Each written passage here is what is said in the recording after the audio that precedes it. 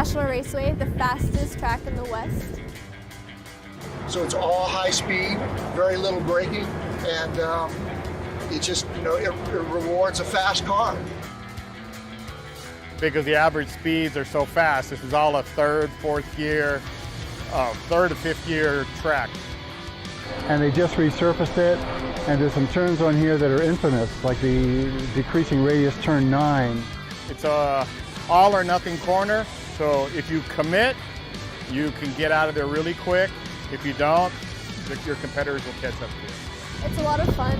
I've been go-karting since I was around like 9 years old, so to be able to keep doing it and then apply what I've learned then to now and just keep growing, it's just a victory in itself. And like to be able to do it with my family, my dad and my mom, it's really cool.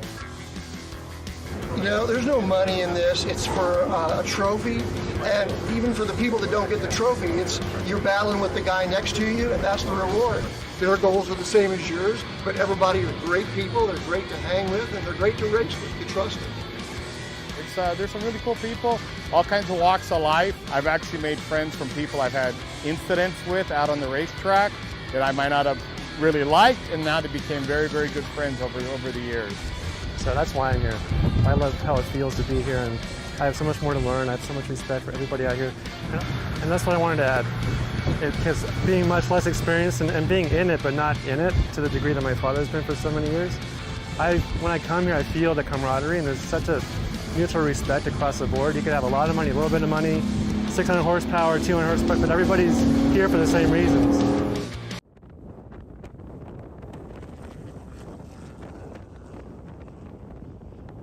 Well, it's great to say welcome to the first ever broadcast of a series. And of course, this is the first ever broadcast of Porsche Owners Club. Hi, everybody. I'm Jeremy Scott, joined by John Hammer, somebody who has seen laps around here. John, first of all, it's fantastic to join you here at such a historic road course. And with the elevation changes, I think it's going to be quite interesting to see what happens. Yeah, absolutely. This is one of my favorite tracks. It's got so much personality. Obviously, the history in this place is incredible. And to be able to watch these Porsches and these drivers go around here, it's going to be a phenomenal weekend. I'm stoked to be here, man. Well, a lot of great racing on tap for this weekend. Of course, this is the 70th season of Porsche Owners Club, the oldest Porsche racing series here in the United States in existence. So we'll go through that all throughout this weekend. We've got a lot of great tidbits, a lot of great qualifying action here shortly, but cars are on the course right now for warm-up. We'll get qualifying here in about 5 minutes or so. And what I find is interesting, John, is someone who races yourself, this will be interesting to you too. We're going to split qualifying in half. So there'll be 10 minutes of qualifying for the first half of, the orange and the red groups. And then the second half, we'll have another 10 minutes, but we're going to have a quick break in between the orange and the red qualifying sessions. And looking forward to it too, because as drivers get ready to get in their cars and they get excited to get on track, they get amped up. And yeah, I know we can sit here and talk about how this is amateur racing as opposed to, full-blown professional racing, but the attitude is exactly the same, right? Racers are racers, and they're getting their fire suits on, they're getting their helmets strapped on, they're getting those belts tight, and they're super excited to get on out there and be part of this. Yeah, and of course, a lot of great racing action. So here's what you're going to see if you are either trackside or watching on the YouTube stream. We'll have both halves of orange qualifying here in just a little bit. We'll take a quick break. Then at 11:50 Pacific, we'll have red qualifying, first half and second half. Our first race of the day will be the orange group at 1:05 Pacific. Then at 2:40 Pacific, it'll be the red group for 15 laps, 13 laps for the orange groups. So they'll have 13 laps for the first and their second. We're going to run twice for the orange group at 3:30. So glad to have you with us. And John, let's talk a little bit about this circuit. 2.5 miles, opened in November 23rd of 1953, making it the oldest permanent road course in the United States today. And, it's only got 9 corners. And a lot of folks will sit there and go, well, gosh, you look at Coda that's got 1,000 different corners on it. It's only got 9. It must be an easy course to drive. And I would argue absolutely not, right? It is, maybe it's and I'm going to use my air quotes, an easy track to learn. But boy, this one's a really hard one to master. And actually, Jeremy, you pointed it out earlier, just as we were coming live here, the elevation changes. It's just so unique to be able to drive the car and take that into account. So as you're rolling through the corner, the way the car sets things up, and I'm going to talk a lot, I think, this weekend as a driver. We'll talk a lot about how a car reacts to a driver input, and I'll do my best to kind of add that in for folks that maybe aren't drivers themselves. Maybe I can help bring that to life. But here at this track at Willow Springs, again, that elevation, boy, it just brings in such an extra element from just a standard flat track. We are hearing that there is a red flag on the circuit for the warm-up, but yeah, I mean, having that experience that you have, especially I think during the I think it's the orange class, that's what's going to make things a little bit easier. I actually sat down over the past week and watched an onboard video with Jack Olson on YouTube, and I think it's one of the more helpful videos if you're trying to learn Willow Springs, because he gives certain points, certain references to watch, and he goes over, how to take each corner slowly, and then several times just going through and okay, we're going to go through fast. You can see how it is this way. And that's how I learned this circuit. And It is a phenomenal race circuit. We are hearing that the winds are really picking up. So they're trying to pick up some of those winds in and around the circuit right now. But back to what we're talking about, what I find interesting is we're looking at turn 6. We're going to see cars come off of turn 6, and they're not going to let up until about turn 9. So that's a good, you're on the gas for at least 60-70% of the lap. I'm telling you, Jeremy, you don't realize how fast this track is. That was the most intimidating thing to me the very first time I ever went out there. And I mean, the first time I went to Willow Springs was, gosh, it was darn near 20 years ago now. And I just remember thinking, this place can't possibly be this fast, and yet you just kept your foot in it, and the car would stick, and it would just keep going and going and going. And a lot of road courses use a whole lot of, let's just say, second and third gear stuff. This is a big time third and fourth and even fifth gear kind of track. So lots of momentum, lots of speed. That, of course, amps up the danger. And as a race goes on, is a driver going to have to take a risk that they're not thrilled with just to make something happen? We're going to find out later today. Yeah, I think the 3-4-5 complex is going to be absolutely fun to watch.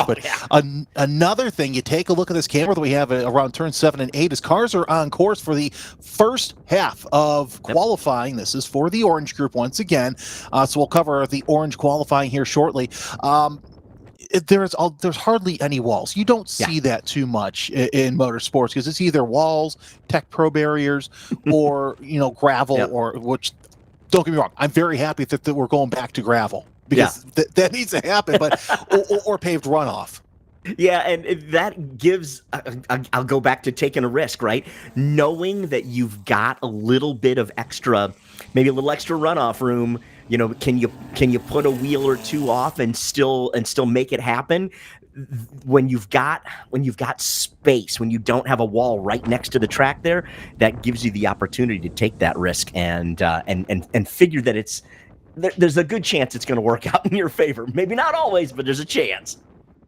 All right, so we have some different cars out there for this qualifying session. Right now it's GT5, Boxster Spec, and Spec 2.7. We've got a lot of neat stories as well. You're not going to see too many Spec 2.7s, but that's still a pretty racy group, John, is GT 1 through 5, 6, 7. That's how most of these cars are ranked. You have Spec 911.2, which will be in the red group, but right now we have Boxster Spec, one of the biggest classes.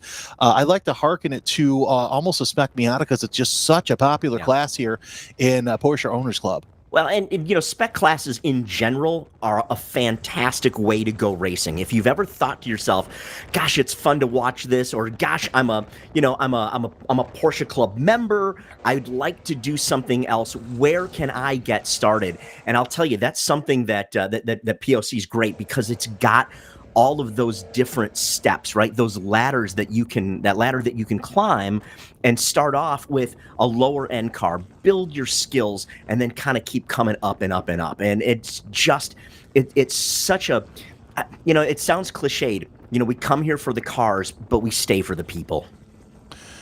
Cars coming across to just come across the line, click the time. We'll let them get their fast laps in. If you saw on timing, you saw 52.1 out of Gunther Lenars, and that's pretty quick for around here, considering the speed record actually held by a Can-Am car from the 80s. So, I would expect probably 130s for the GT5, the Boxster spec running high 130s, I should say. We'll see what they do here as cars getting their flyer lap. Again, they only have 10 minutes to get a complete flyer in, so really you're time restricted with what you can do. But the good news is, John, you have plenty of open track to make that happen. Yeah, you do, but you do have to kind of make things work in your favor. As the tires get up to temperature, we don't have tire warmers in this series. So you come on out onto track, you've got cold tires, cold track, cold brain, we like to say. And then as you get up to speed, the car's going to get better. That first lap, second lap, all right, you're getting there. But the sweet spot is in that lap 3, maybe lap 4, and with a 10-minute time frame, you may only get 5 laps total. So you've got to make it work. You got to get those tires warm and then get that flyer done. Speaking of flyers, they are coming down. Phil Town right now the fastest with a 29.8. Anders Hayner, your fastest in Boxster spec with a 30.3. Aspasia Zoris with a 30.6. So Aspasia 2/10 of a second off the fastest time for Boxster spec. They're actually a couple of tenths off of the GT5 fastest time right now. We're on board with Phil Town right now, your fastest in GT5, and this is what I'm talking about. Some of these corners you have blind entry. Now he's at that spot where coming off of turn 6, he's full throttle right here. Yeah, I love this ride along, in-car camera shot, because it really gives you a feeling for the elevation. You can see that little bit of banking as we go through the corners there, and then as he comes up to the braking zone, gets on the brakes, downshifts a little bit, rotates it through, and then gets those tires. And I mean, they're just clawing for grip right now. They're not that hot because we're not that far into the session. If we can stick on here, I want to see what he does through the 3, 4, 5 complex, because right through there he's going to go into the pits. Okay, so get this flyer in, decides, that's probably just the best right now. Yeah, no, that was a great perspective right there, as you see, the commitment going through there. Yeah, and you can't argue that a 129.8. That's a great lap. That's gonna, is it gonna be the fastest thing that we see? Yeah, I mean, we'll see how the day goes on. I am curious. We talked about the weather earlier and how the wind is blowing. How is that going to affect things? It could make a real difference on these cars on these straightaways. No, it really can. And of course, you don't think of these cars being aero dependent, but take a look at some of these cars. They do have those rear wings, so they have a little bit of downforce. And, we can talk about mechanical grip and how important that is, but you're right. As we gain speed and some of these higher end class vehicles, the aero makes a difference. It really, really does. There's different classes have got different rules on what you can and cannot use. But my buddy Johnny Chichowski runs a company called 9 Lives Racing, and he has done a lot of work in adding aerodynamics to other tracks or to other racing, and it's been a lot of fun to watch how things like aerodynamics have gotten into amateur racing now. It's great, just like the pros. Anders Hayner on board with him as he goes through turn number 9. Now, here's what's interesting. His daughter, Alexandra, runs in the McLaren Spec Series, the McLaren Cup in SRO. So he goes in the pit. So racing runs in the family. Yeah, and a great lap there, too, a 130.3, and same thing, shut it down, brought it down in there. I got to say that coming through turn 9, that is a terrifying corner when you are fully committed, because there's so little, as wide as the track is, there's truly so little room for error as you come through there and you come up on the front stretch. And actually, Jeremy, we talked earlier about how there's no walls, but there is gravel, and just as you come up off the corner there, if you get it just a little bit wrong, you're going for a ride. Yeah, that dirt right there will it just likes to eat tires and just drag them right in. So that's what's going to be interesting. One thing that was also interesting, there was only a couple of corners where when I was watching that video last night where he's like, okay, you know what, you can probably take some in the dirt here. I think it was 4, maybe 9. Yeah. But the rest of it, and look at that dust. We've got one car off right there, driver's left in turn number 6, turn number 1, I should say. So we'll see what we can get some info there. And it's one of the Boxsters as well. So we'll see if this session ends early to get a retrieval. But as I was saying, you go off, and you know we're just going to carry it right off and back underway. Yeah, it looks like actually kind of no harm, no foul. Don't know if that was a mechanical issue or if he just, just got a little tight or got a little loose and went off, got into some of the gravel there. But the car looks like it's getting back up to speed. I think we're okay. Yeah, that kind of looked like a little Control-Alt-Delete there with the car just going off, making sure everything's okay. Probably just saw a warning, but I love this section. This got to be probably one of my favorite sections of racetrack anywhere in the country, this turn 3-4 complex. Because what's interesting is you got to set yourself up straight for that building where our camera's at, and then do a so late turn in. Yeah, it really is. And you know, the vision through there is challenging to say the least because of the elevation. You can't see all the way around the corners. So you've got to look at your turn-in point, your apex point, and then, you know, in motorsports, when we instruct, we always talk about keeping your eyes up and how important vision is. And that section right there is an absolute, just a perfect example of how important it is to look as far ahead as you possibly can. Yeah, that's key. And of course, it's super tough, that 3-4-5 complex, to do that. Rest of the track, really, you could do that and probably see the rest of the corners. We do have a standing yellow there in turn number 9. Not sure what that's for, but we will get that for you as soon as we can. Again, your fastest time of the session so far, Phil Town with a 29.8. A lot of drivers doing 1-2 laps and deciding, you know what, it's just best to pull it off, as we are hearing that wind is 20 miles an hour, gusts to over 30. Yeah, that's rough. Yeah, that absolutely will blow the car around. No matter whether you've got aerodynamics or not. The simple fact is you can do that. I'm an East Coast guy, and we run an awful lot at the Roebling Road, and it will. Oh, we've got a car off there, Jeremy. Yeah, that's the one that we saw a little bit earlier. Not sure who that is. That looks like it's the number 1. Was it 154 I saw? I have to double check the numbers there. But yeah, they're going to pull off there in turn number 2 corner station. And that's what we're talking about, John. You get a wheel off, and that dirt's going to suck you right out. Yeah, absolutely. And, you know, get back to talking about wind. No matter what track that you're at, you can absolutely feel it. And depending on the way the wind is blowing, if it's hitting you at a 90-degree angle, it'll absolutely push your car an entire car width over. I mean, you've got the wheel straight, and the car's turning to the side. Fastest lap in each class, Hayner with a 30.3. You also have Phil Town with a 29.8 in GT5. Hayner's fast time was in Boxer spec. Also in GT7, Mike Porteous with a 34.5. John Momeyer in spec 2.7 with a 204.4. We are just moments away. We should have cars coming into the pits here shortly, so we can swap one half for the other half of this session, as they're going around. We're on board with Phil Durant coming off of turn number 5. And of course, we'll have a lot of great camera angles right here. And he's, good lap so far. I mean, a 130.8 is what Bill's been, he's put down already. Looks like he's still on a flyer. He's hauling the mail through here pretty good. This is an excellent section right here, too, because, again, as you set up for this right-hander, you've got to get the car right up on its edge so that the suspension takes a set, but you don't want to do it too choppy. You want to be nice and smooth on the wheel so that it holds that carousel.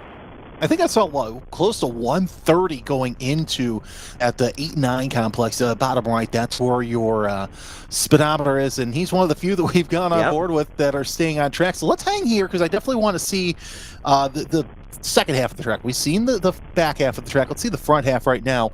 John, talk us through this lap real quick. Yeah, for sure. Here, turn one, it's a whole lot of fun. It's actually got a pretty decent little apex right there. You can see the elevation. It kind of comes downhill a little bit as we get into turn two. We've got some cones here that are going to help out to see folks as they come around the corner. We're going to get to that apex, look to the inside, and we're going to come up off the corner. Obviously, we lost the in-car camera right there, but he's looking through that corner, and as soon as he can see the next thing that he has to do, whether that's braking or turning or getting back to the throttle, that's what Bill's up to, and when he's in the car. Coming up the hill right here, you can see there's the building on the side there, coming up around turn four, and then back downhill, and this is such a fast section because you are just hard on the gas coming downhill.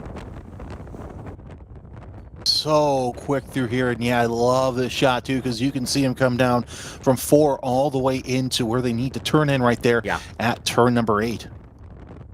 I mean, it's just so much fun to drive here, and we're not even talking about being in competition yet. Later today, these cars are going to be out on track fighting for position wheel to wheel with other vehicles. Right now, they're just doing the most pure bit of driving, going for a qualifying lap. Yeah, you just got to get out there, get the fastest time to set yourself for the grid. Again, 1:05 Pacific will be the start time for the first orange race of the day. It'll be a 13-lapper, 25 minutes, whichever comes first. And I do believe that is that's going to be it for the first half. And yeah, checker flag is out, so we'll get let some drivers come out and then have some come in. But nonetheless, it looks like, John, that the bulk of the drivers coming in for the first half of the session saying, you know what, let's save the tires and get ready because we got 2 races today. Yep, and I think we saw exactly what we were talking about earlier. You know, around lap 3 or lap 4, that's the sweet spot on these tires. They'll come in, they'll have the most grip, they'll have the cars fully up to temperature, the driver is in a groove at that point as well, and they're able to make that lap. And I'll tell you right now, the drivers that are sitting there on grid waiting to go out in Group 2, they're looking at what these drivers did here in Group 1. I guarantee you they're taking a peek at it and going, okay, I've got a bogey to shoot for. What can I do to go faster? Well, and that's the thing too, you know, with most tracks, you don't get a chance to see, you know, 75, 80% of the circuit. Here at Willow, when you're sitting on the grid, you're able to do that.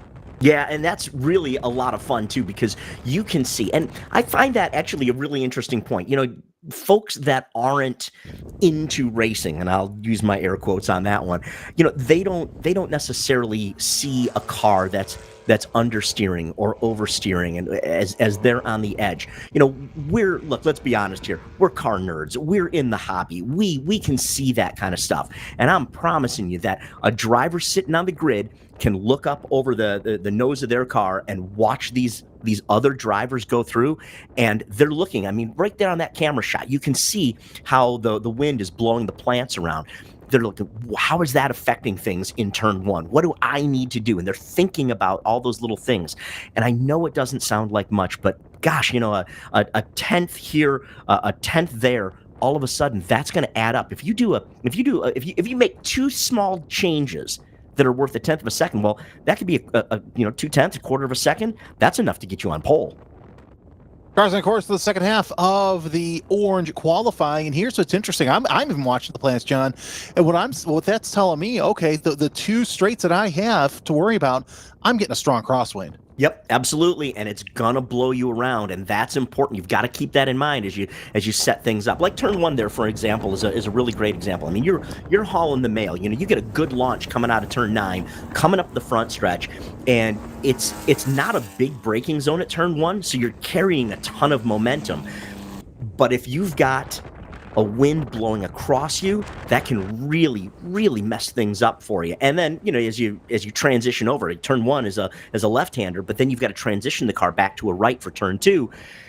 That wind can really change the balance of the car. It'll be interesting to see how this plays out during the rest of the day as the second half of the Orange Group gets on track for their qualifying session. We'll see more Spec 2.7s. We'll also see the rest of the Boxer Spec field, as I'm seeing 21 cars have entered for this race. So right now, the fastest time in each session, in each group, looks like this. Time to beat is a 2:04.4 out of John Momeyer in Spec 2.7. Phil Town with a 29.8 in his number 948. That's in GT5, which was interesting about GT5. The entry into 8, you're doing almost 125, 130, and your apex in turn 9 around 100. You know, we talk about the differences between the classes and how you've always got a place to race, whether you're in, one of the slower cars or one of the faster cars. That's a great example.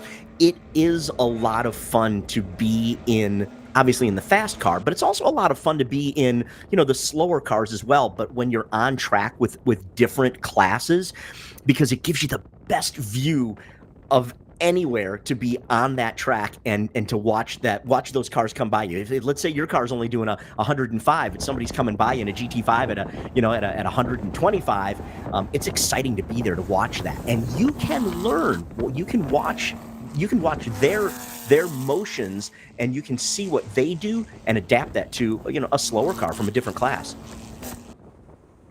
New fast time for Spec 2.7. It's Vivek Hazari with a 51.1, so about 13 seconds separate them. What I'm watching is this GT5 battle because the top 4, so Town, Zoris, Durant, and Vandershoit with less than a second separating each other. So this GT5 battle today is going to be pretty nice. Back to fast times right now. Mike Porteous Randy Burgum.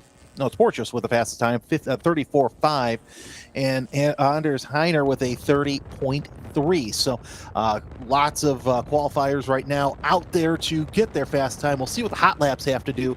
I mentioned Vivek Hazari. He's actually on his first lap. That was the fastest lap, so it sounds like something happened with Momeyer there, as he was only able to log a 2.044.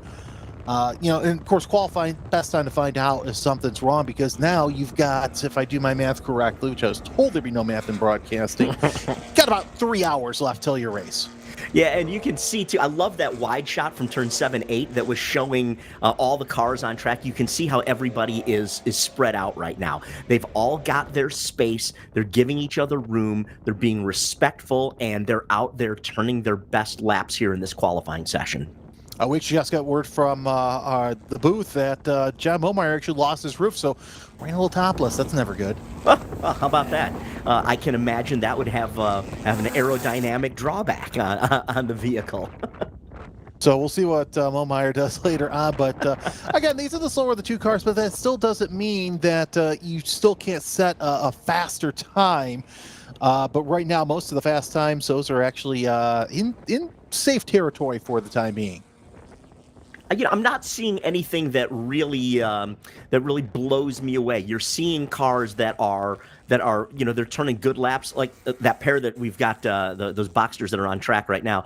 They're hooked up a little bit. That's a good way to do it. There is a lot to be said about the draft, and it absolutely affects these cars. We can sit here and talk about NASCAR stuff, but at the end of the day, if you can tuck in behind somebody else, they break a bigger hole in the air like they're doing right there, and the two cars together are going to run faster than one solo. Yep, exactly. It's no different than any other racing. You break a hole open, and it'll make you faster. And Yep. if you're dealing with endurance racing, like we'll talk about throughout the weekend, that also will help with fuel consumption. As cars go around the circuit, we've got a lot to talk about this weekend as well. How you can go from driving HPDE and go all the way up the ladder through here. There's a time trial course, plenty of things to talk about with Porsche Owners Club, again celebrating its 70th year, the oldest Porsche Club in existence in North America. Following along on that track as those guys are going through turn 1 and coming up the straightaway there. I love that shot as they roll through one. Again, they're not quite side by side, but the following car, you can kind of see how he's working it. He's looking to see if he can get around, maybe not. Yeah, I'm thinking if I'm in that white car, I'm keeping an eye on that front car. Now, here's the thing that you got to be careful of, is that you don't want to get target fixation. there's always the chance that the car in front of you that you're following might make a mistake. And if you're too focused on them, you'll follow that mistake and do the exact same thing. So you've got to find kind of that happy medium between using the draft and using the hole that car's punching, but also not getting too far into the zone and missing your own points. Well, it's something that you and I like to call a sympathy spin, for example. When one car spins, another car spins with it. We've seen professionals do it all the time. All the time. I've called races where, I won't name names, but, one car spun and, I'm just going to spin as well to avoid, or just sympathy spin. That's all it is. Yep, and let's not get too far ahead of the game, but there's always the curse of the announcers. The minute we start talking about people, when they're talking about how good they're doing, and that's when they say they tend to make a mistake. Oh, that happened to me last week with a sim race that I did. Yeah, so-and-so's doing good. Oh, he's in the wall. So. Yep. So we are about a little bit past halfway from this session as cars are on the circuit again. This is the second half of qualifying, and of course we'll take a short break. And around 11:50 Pacific time, we'll come back and do the red qualifying first half and second half. But one thing that, look, I know everybody loves the fastest cars, but I think that this is going to be a fun race to watch because this is going to be a momentum race. No doubt about it. And you can see how, even like right there, we've got the two different classes, the two vehicles that are heading by through us, through turn 5 right there. One car's faster than another one. But at the end of the day, each of those cars trying to get the most out of what they've got. So whether it's the Boxster, whether it's the 911, whatever class that they're in, they're all out there trying to make the most of what they've got. Still plenty of time to get out there and get your fastest lap and show what you got here to get ready for race number 1. Next time we'll see these cars on the track is 1:05 for their 13-lap or 25-minute race, whichever comes first. And I have a feeling that this is just going to be, it's just going to go quick, these 13 laps. And, yeah, man, the outside line through 8 and 9, I think that's going to be pretty interesting to see how drivers handle that.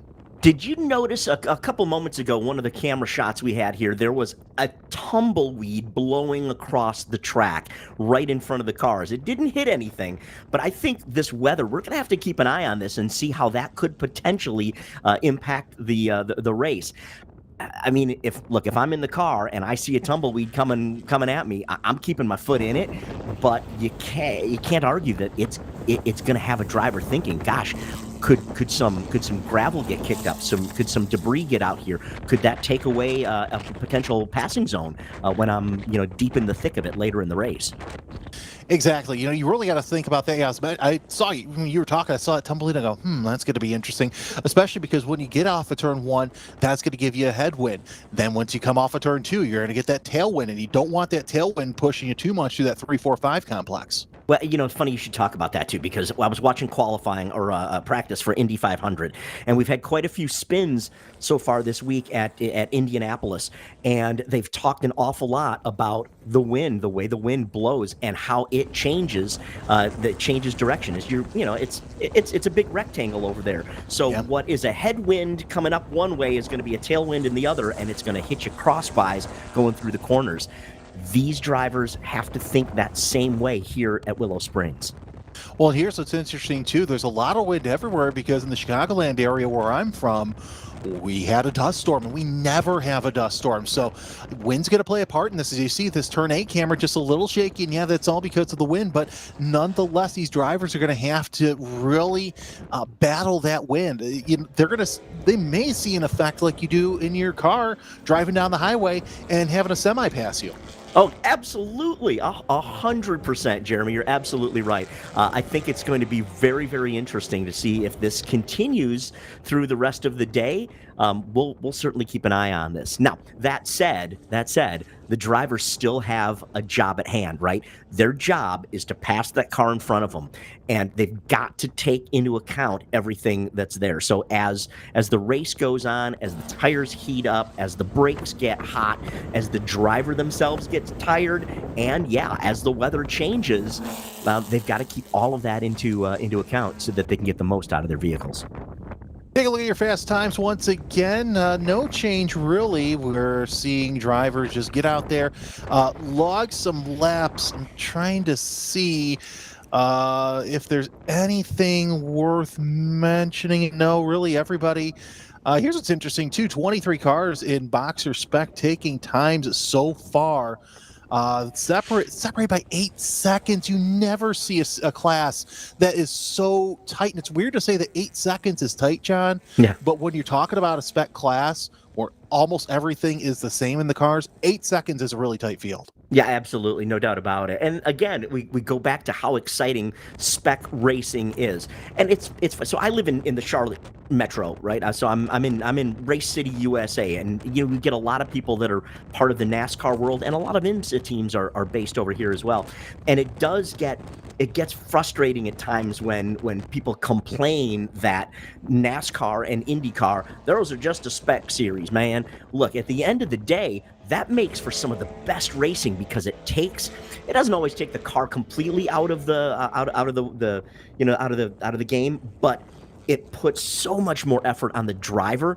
And as a driver, that's what you want. You don't want to get beat by someone else's equipment. If you're going to get beat, you want to get beat because somebody was just flat out better than you. Yeah, no, I agree. And I think, spec racing is the way to go because it really showcases between you and, your car. It just showcases you. And I think that's, take a look at how many drivers we have in these bigger spec classes that have made their way into professional racing. Oh, absolutely. I mean, you see some of the best guys. I mean, look, I'll talk about how about let's talk about Mike Skeen, for instance. Mike Skeen came up through amateur spec racing and has gone on to win races in Trans Am and in IMSA, and you'll see him regularly at the Rolex 24 and all the other IMSA races. And he started in club racing, just like the folks we're watching on the screen right now. I actually called him the Ginger Stick once to his face. He looks at me, yeah. he goes, "What?" I'm like, "Dude, do you not know that's your nickname?" Yeah, for folks who've never seen Mike's, I'll bet you Mike's 6'3", 6'4", and he's taller than I am. Yeah, oh yeah, and he is as red-headed and pasty white, and I can say that because he's a friend of mine. But absolutely, the Ginger Stig, no doubt. And one of the nicest guys ever to really get behind the wheel either. Any opportunity that he has, it's always great to see him behind the wheel. And it looks like that we are just about done with qualifying. See if these cars are going to bring it into the pits. But yeah, an interesting session so far. And yeah, the drivers are coming into the pits. So that will do it for this qualifying session. Again, we're going to take a break here in a bit. But John, before we depart for just a little bit, let's give our final thoughts on what we saw for this first session. Well, I like what I saw so far. It does look like, even though the wind is blowing and clearly we can see it there, it hasn't affected the cars. They are running closely, they're running quickly, and for the most part, other than a couple of cars that put a wheel off, they were driving just great. So I think that's really exciting, and that bodes well for the racing later today. Totally agree. So if you are trackside, we'll be back here at 11:50 to go over the red qualifying, both halves. If you're watching live on YouTube, yeah, definitely stay tuned here. 11:50 Pacific will be the time that we will be on. On behalf of everybody at DriversEye Live and John Hammer, my name is Jeremy Scott. We'll see you back here in just about an hour or so for qualifying coverage of the Red Group. Take care.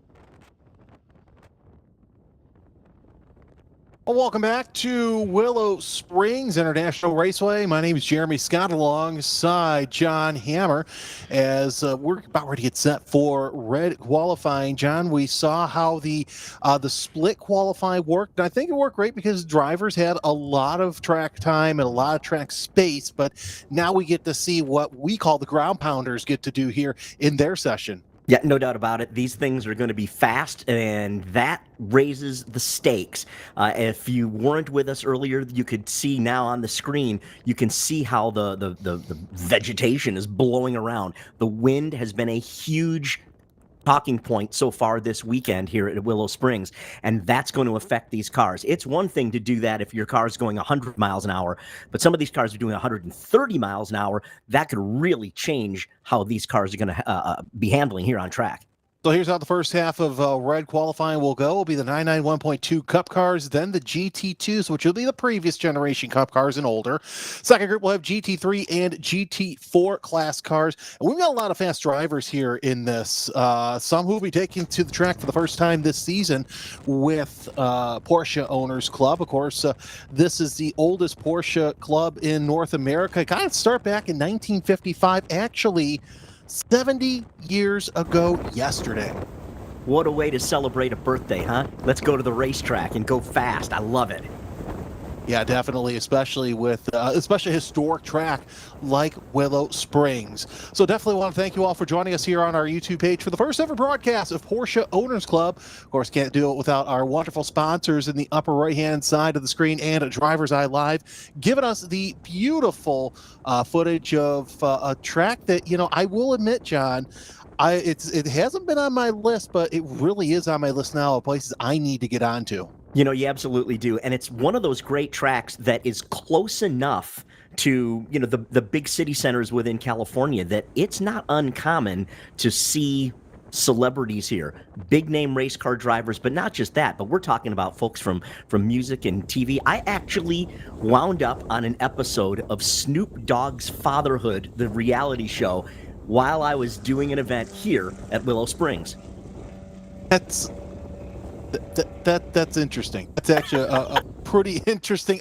You know, I've known you for so many years, and I never would have put two and two together. Yeah, really. Yeah, I actually taught Snoop Dogg how to drag race while we were doing an event here at Willow Springs. All right, so that's a life a little life memory right there. That's kind of cool, actually. As we do see red cars on track again. First up will be the 991.2 Cup cars with the GT2s as well. So it's going to be interesting to see how this will go.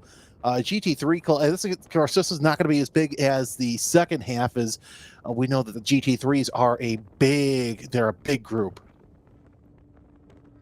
Yeah, they're coming out on a track right now, and you'll see they are going to do their best to give space to each other, right? This is not a racing session. This is all about getting your fastest lap time, so you don't want to be side by side. You're actually going to be better off by going nose to tail. Yeah, so that's definitely the best out there, and of course, we'll see how these cars can handle. Of course, the faster cars, they might be faster in the straights, but they can handle quite nicely, especially these 991 Cup cars. As again, 10 minutes, the prescribed time. They may go a little longer, may go a little shorter, but no, the 991 cars, so they will probably do their quick lap and then peel off and save their equipment. Yeah, that's not uncommon. You know, they're trying their best to save these tires for the weekend, so they'll come on out. We talk about the sweet spot, and it's usually somewhere in the range of usually lap number 3-ish. Sometimes lap 2, but usually lap 3, maybe lap 4 is when the tires come in, the track comes in, and that's going to be your best shot. So hopefully these drivers, they're going to be shooting for that. They're going to be watching those timers. They're going to be talking with their crew chiefs up on pit road, and they're going to say, okay, what can I do to get the most out of it and be on the hammer at that exact golden moment. So we'll let these cars come across the line, get their hot laps in, and the hot laps actually will start now. Of course, this is the out lap, so these drivers will be quickly getting up to speed and really diving into turn one. We saw how fast these orange cars they were able to muscle around turn one. Let's hang here at this camera turn exit of turn one, because it really gets a sense of speed, John, and how fast these Cup cars are moving. Yeah, and absolutely. Turn one is really a challenge too, because as you enter it, you're actually going slightly downhill, but as you exit turn one, you're actually going uphill. So the exit of the corner, even though it looks relatively flat here on camera, the truth is it's kind of blind, and it takes a lot of commitment as you're going around there, because to your point, it's fast, but you can't see around there. So you've got to know what you're doing, and you got to trust yourself. And it seems to me like that first half of the lap all the way to, let's say, turn 5, half your corners there are blind. So you're going into the corner and oh no, and then you don't see where you're going until you're like midway through the apex. I'll say it right here. This is a big boy track for exactly that reason. That is the level of commitment that it takes to go fast at Willow Springs. Look, it's one thing to come out and do HPDE and learn your way around the track, but when you're going to go for 10 tenths, it takes everything you can, because exactly to your point, you can't see. You can't see. You've got to know that you're doing the right thing and trust in it. Yeah, and this track is so fast that these Cup cars will apex turn 9 at a minimum of 115 miles an hour. Yeah, and on the hammer, right? I mean, foot to the floor coming around there. Turn 9, as we see it there on screen, it is a terrifying corner because it's this decreasing radius. So as you come into it, you're tightening up the car, which is adding more pressure to the, let's say, the left front as you're coming around the corner. But you got to get back to the throttle as quickly as you can. They say that the one who wins the drag race is the one that gets back to the gas first. So if you want to be top speed going into turn 1, you got to get it by getting your foot down early as quick as you can at the exit of 9. Fast times coming in already. Roland Schmidt, your fastest in GT2 with a 28.3. Fastest overall right now, Dwayne Selby with a 21.4 in spec 9.92. He's got about a second between he and Eben Benad with a 22.5. Evan Gold, your fastest in GT3 in the 370 with a 32.1. But Jim Salzer just coming out on track for his time.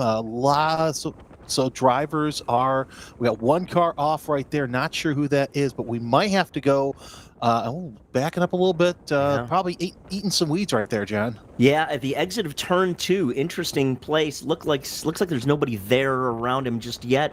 May have just gone off. Again, it's not difficult to go off there at 2, because as you come up out of the exit of 1, you've got to get on and then set the car up. So you're transitioning from a left-hander back into the right-hander of turn 2, and if you don't get your turn in right, you wind up out in the weeds.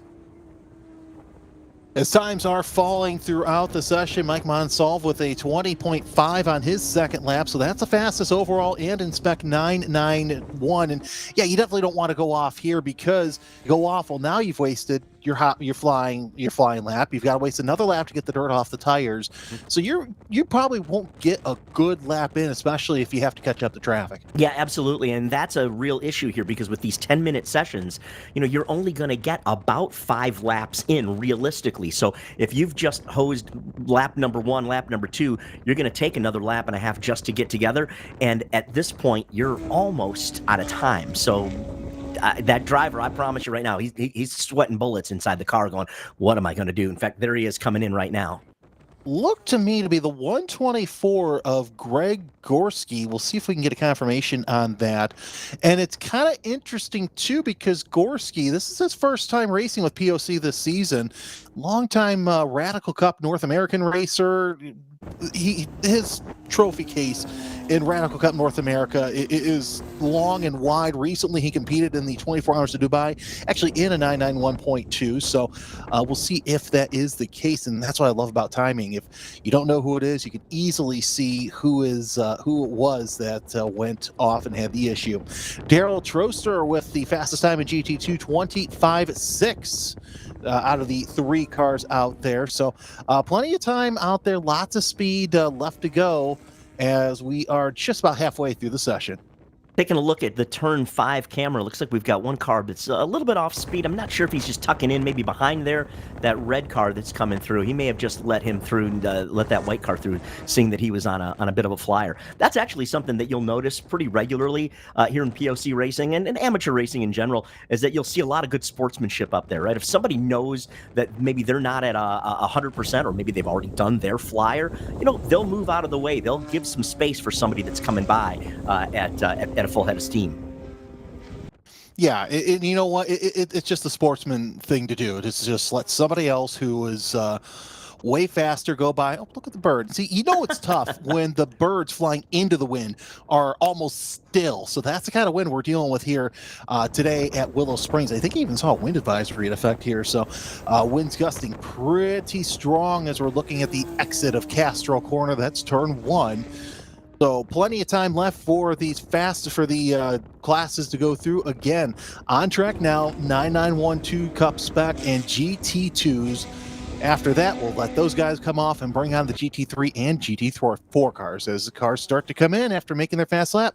Sure enough. And, interesting, too, because it's not just here on this side of the country where the wind is blowing. We've been keeping our eye on Indianapolis 500 qualifying, and it is crazy windy at the speedway there in Indianapolis as well. So it's not just something that we're dealing with here at Willow Springs. Well, even NHRA had to cancel the rest of their day yesterday because of the dust storm that we mentioned in the Chicagoland area. And what's interesting is the way the wind was blowing yesterday, it was a crosswind once they got past those grandstands. So every series is dealing with wind this weekend. Mother Nature is clearly a race fan. Yep, exactly. Well, hey, you know what? Still plenty of time to make a fast lap, and we'll see what happens, see how these drivers handle this these wins. And I've got to say, John, it seems like that we're going to see more of an issue with the red group with the win than the orange group. Am I correct in saying that? I would agree with that. You're going to see the faster cars are going to be affected more by the wind because they're on that edge at a higher limit, right? So while all these drivers, no matter what group they're in, they're going to their goal is to drive the car right on up to the absolute edge. But when you're doing 130, 140 miles per hour on a straightaway here, and then the wind and the crosswind comes and gets you, it's gonna get your attention. So I'm looking at the lap times right now. Mike Monsalve in the 991.2, fastest overall as well, 20.105, I should say. So 20.1, we'll say that.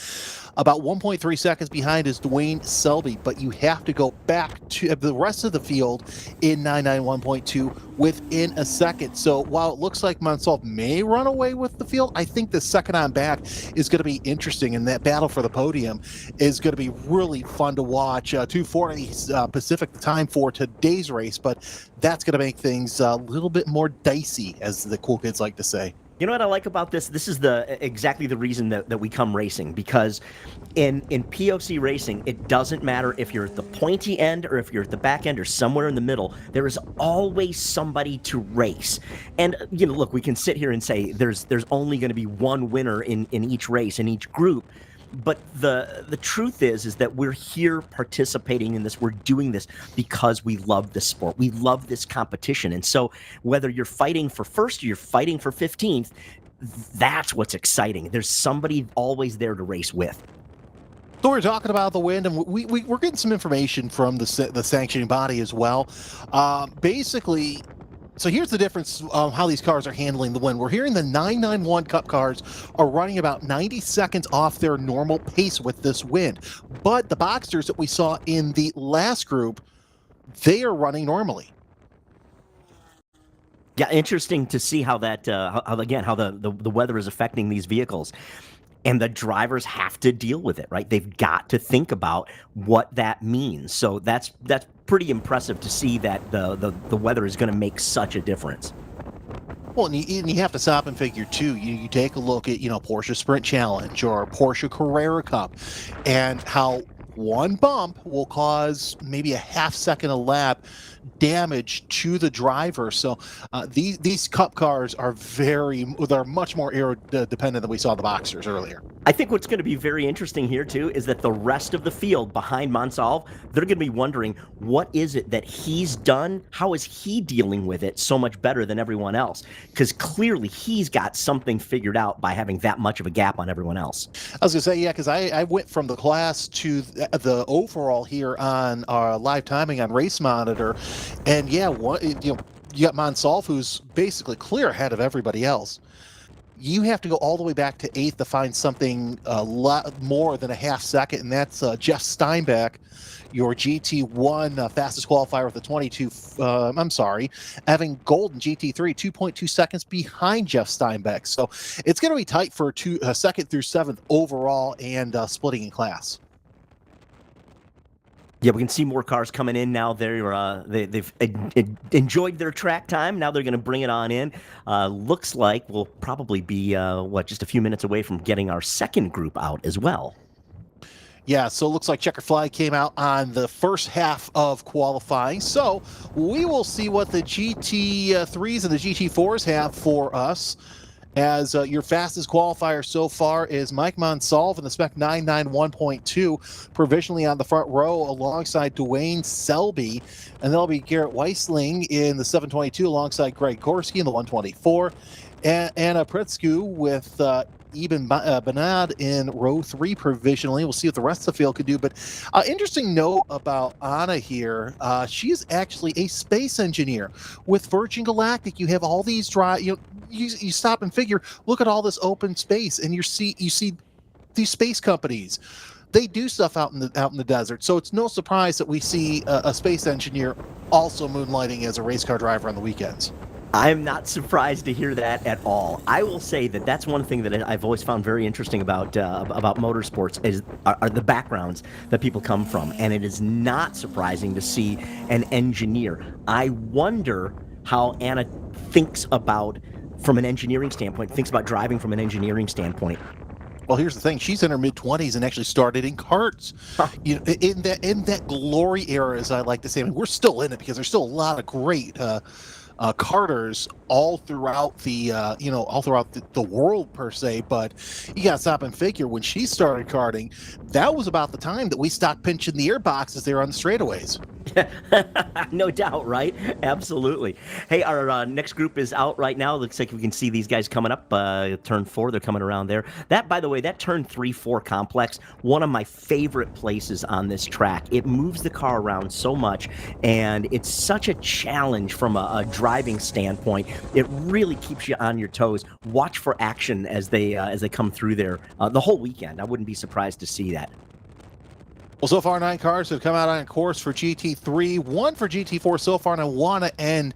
I want to put a period on this note with Anna that her father owns Volley Motorsports, named after her father, Volley.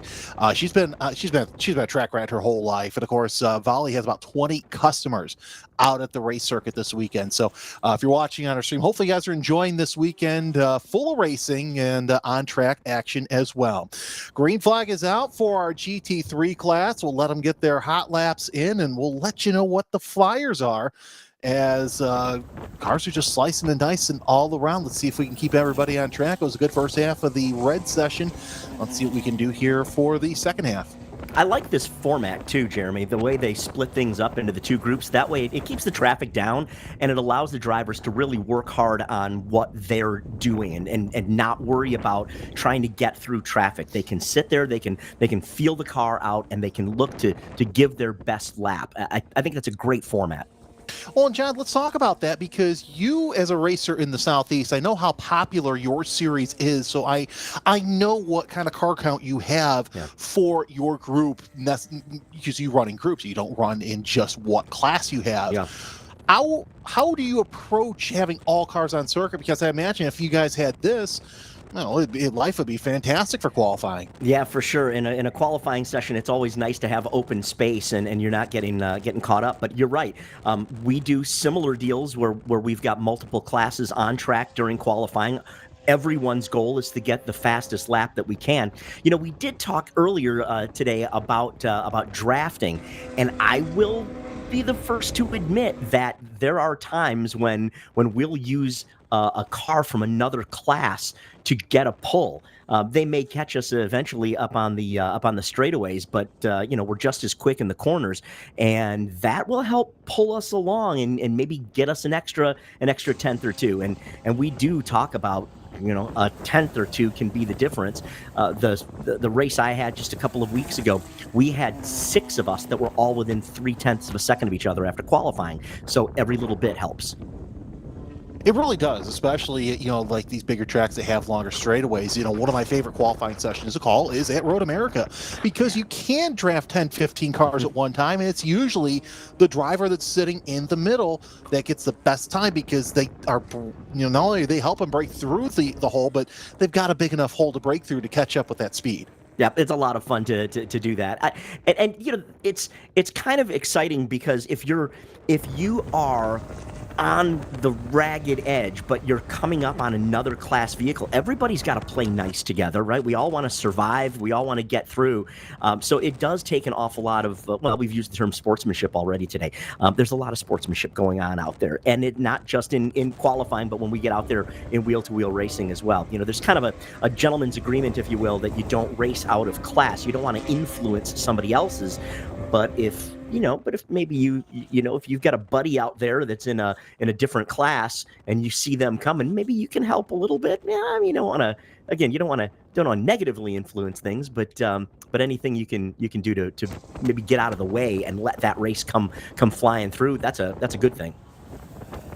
Brett Gavigilio, the fastest in GT3, top 3 covered by a second, 22.7. That's Ryder Liu in the 683 and Brad Keegan in the 21.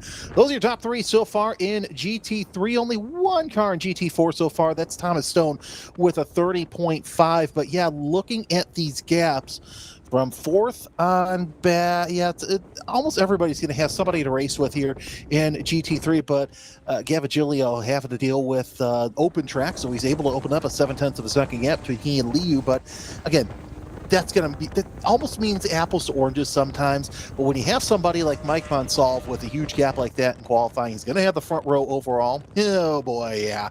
We also heard that Brett Gavigilio with a turbo motor, so the only one in the class. That's very interesting. I wonder how that, and that's a good point actually too, because you know, so much of what POC does is power to weight ratio, right? So you're looking at the way they come up with the vehicles to make them work. So maybe, you know, more power, you've got to have a little bit more weight to offset it. Wonder how that's going to affect you know, overall over the course of the weekend. You know, turbos are peaky, right? Generally speaking, turbos are peaky power. This track probably isn't that bad for it, because it's a good flow. I mean, you've got, you know, there's really only one really decent, you know, big braking zone. The rest of it is just a good flow. So I don't know. The turbo may or may not be a huge benefit or a negative for that matter. I wonder if that may not be that big of an issue. We'll keep an eye on Brett this weekend. I was going to say, because I just took a look at my weather app on my iPad here. We're expecting a high about 69 later today, 75 tomorrow. So a little bit of a difference in temperature, but here's the thing: the wind's going to cool things off. But as we always say, the engine doesn't care what the wind gust is. Very, very, very true. But we all do know it, right? Cool air makes power, and if you're pushing that turbo boost and you've got cool air going in, you know, maybe that will be a bit of a benefit coming off a corner when you get that transition from braking back to throttle. Just about ready on the tail end of this qualifying session. No change really up top. Actually, Brad Keegan makes his way up to second place. So since he's been on track, he's really improved a couple of spots. He's now, his fast time now a 23.441, 0.6 of a second off of the fastest time of the number 70 of this GT3 class. Interesting too, Jeremy. I'm seeing that we're still seeing fast laps come here at the end of the session in lap 5. And I'm surprised that we're seeing them. They're that far back in the session, but they're doing it. They're making it work. So that's impressive. Usually the tires get kind of greasy at this point, but so far they're sticking well. Again, maybe that cool air temperature helps to it. Cool temperature and decent amount of grip. I mean, we've seen every once in a while our cameras have shown dust blowing over the circuit, but nonetheless I think that these drivers are handling it quite nicely as we wrap up the session. Yeah, even Paul Wren with a fast time getting into the top 5, 24.5. And now let's see here, so you've got the top 3 under a second. And then you've got 4, 5, and 6. They're all within a second as well. So we're going to see a couple of neat groups here in this race. Again, the race set to start right around 2:40 Pacific time. So we're actually near the end of this session. We'll talk about the next race coming up. But so far, I'm liking what I'm seeing with most of this race. Yeah, absolutely. It's going to be good competition. We can see how close these lap times are, and that's going to be that's going to be solid. I think that should be well. I mean, that's the whole reason we come racing, right? Is we want great close competition, and these classes are designed specifically for that. I mean, let's be honest. We don't want to see big giant runaways, and we're not going to get that with POC. Not this weekend. It's going to be excellent.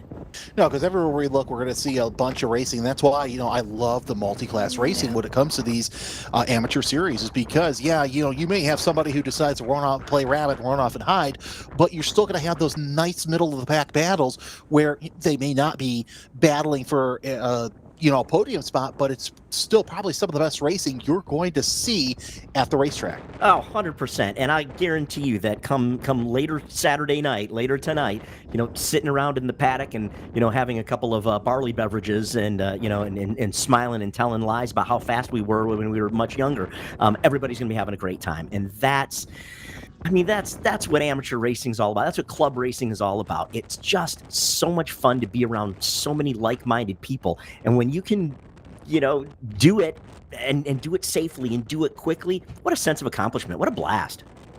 Really, especially at such a historic circuit like this. Again, the longest running continuous road course in the United States here at Willow Springs. So let's see if anybody else can log some fast times. I think that might be it for the fast times as drivers kind of saving their equipment for later on today. Thomas Stone with a 29.0, so that's his best time.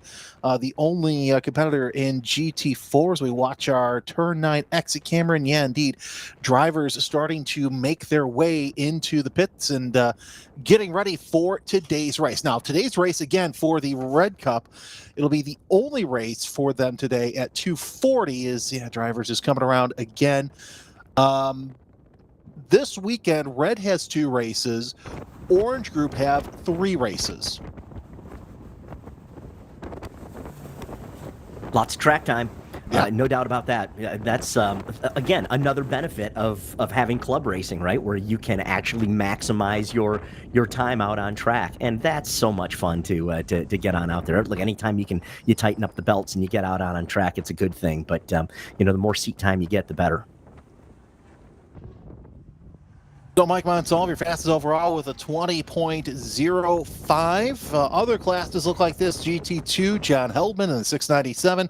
23.8 GT1, Jeff Steinbach with a 22.4. In GT3, Brett Gavaggio with a 22.7, 22.791. And Thomas Stone with a 29.095 as we run the end of this session. We're going to see a lot of great racing, I think, today, and really all throughout the weekend. And pleased to be one of the first to bring you Porsche Owners Club. Again, their 70th year in existence. And to be the first broadcasters, John, I feel honored and privileged to have been asked to be here because this is going to be a fun race. It's a fun series, and it's a series that really doesn't take itself too seriously. They take it seriously on the track, but they like to have fun. Oh, no doubt about it. Absolutely. Look, I'm a former Porsche owner. I had a hopped up, Cayman for many, many years. It was a fantastic car. And, we talk about how people get excited about the cars. And that was one of those ones that just really, it just spoke to me. It was a great street car. It was a great back road car. It was an amazing track day car. And then it got me into the club, right? And then I started meeting people at the track, and then you make friends, and then it's just that's that story that I told. Anybody who's listening to us right now, they're nodding their heads, going, "Yeah, we get it," because we do the same thing. It's exciting that POC is able to bring this. Correct me if I'm wrong. Yeah. Didn't you put a 991 front clip on it too? I did. I did a GT3 RS front end conversion on that car. That was a great car, man. Oh, I remember seeing pictures of it. And it's like, God, it's so gorgeous. Look, the Cayman platform, absolutely gorgeous. I love I've loved it since they came out with it. But when you put that front clip on there, oh, dude. It was good, and it looked great. Got a lot of compliments on that car. Did some track days with it. Dare I say, I love the photography because it looks so fast on track, right? It's just such a great looking car, and the balance is wonderful, and that's why you see so many Cayman Boxster out here, right? That mid-engine, the mid-engine chassis works so well. It pivots so well, and I'll admit, it's a little more forgiving than a 911 with the motor hung out off the back end. So if you are thinking about getting into a track day, those chassis are a great place to start. Oh yeah, that mid-engine design is fantastic. All right, checker flag is out on this session. So drivers out there just logging some laps, and looks like that we are just about set. John, final thoughts on this red qualifying session? I'm looking at the gaps between everybody here up on our timing and scoring screen right now, and I can see how close it is. I mean, we're talking about just tenths and even less. I mean, we're talking about there's 49 thousandths of a second between a couple of cars, 62 thousandths between a couple there. That is going to translate to some killer racing later this afternoon. Really looking forward to it. No, I really am. We got a lot of great storylines going into both races, to both groups today. We will start that coverage at 1:05 p.m. Pacific time. So 4:05 if you're watching on the East Coast. The Red Cup drivers will be out at 2:40 p.m.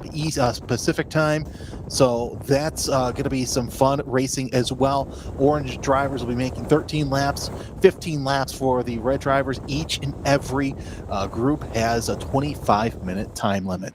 So for John Hammer, everybody at DriversEye Live, I'm Jeremy Scott. Thanks for watching. We'll be back with you again at 1:05 p.m. Pacific for our coverage of the first race of the weekend. It's the Orange Group.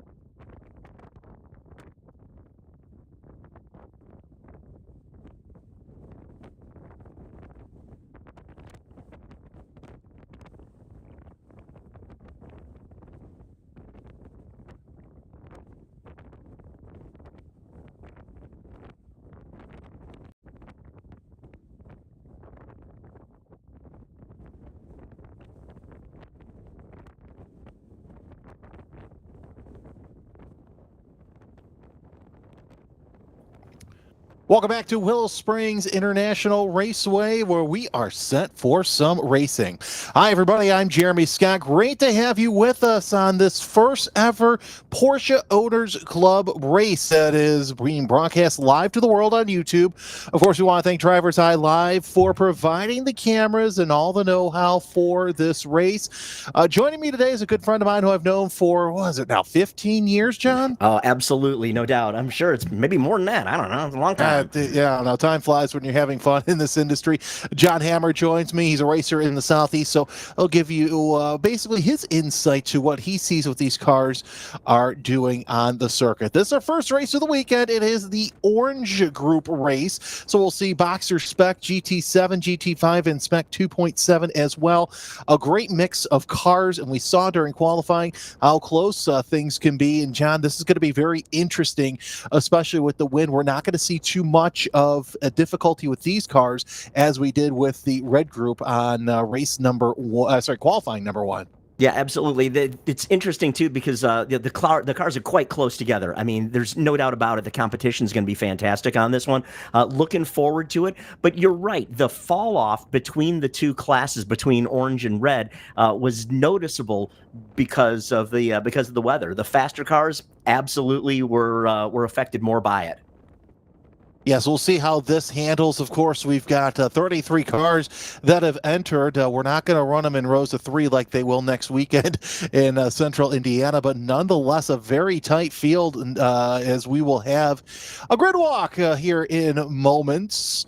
But we are glad to have you with us here at this historic race, a historic series. For those of you just joining us, first of all, welcome. Second of all, this racetrack opened up November 23rd in 1953 as a 2.5-mile circuit. It is the oldest permanent road course in the United States. Of course, also Porsche Owners Club is the oldest Porsche-based series in North America. They got its start back in May 16th of 1955. So Porsche Owners Club earning its 70th year in competition.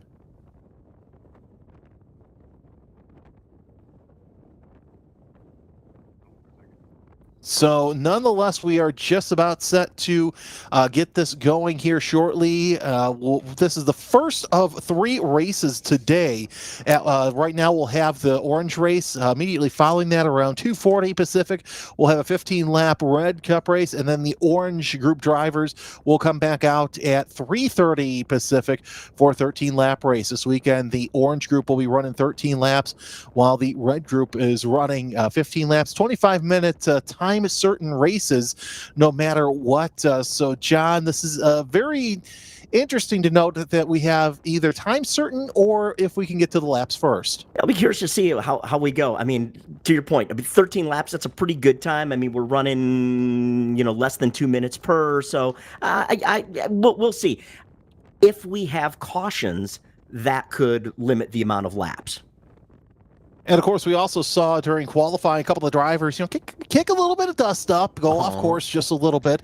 But nonetheless, I think that this is going to be something interesting, as you see on our screens. These cars are they're getting ready. The drivers and the crews are trying their best. One thing we don't see interestingly enough, I should say, I talk for a living, ladies and gentlemen, so pardon me, is our pole sitter in Boxster Spec and overall, Anders Heiner, who is not on the grid. We saw Nigel Maidment there.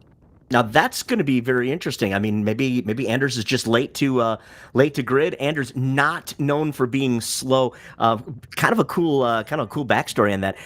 He's actually done a bunch of downhill speed skiing. Yeah.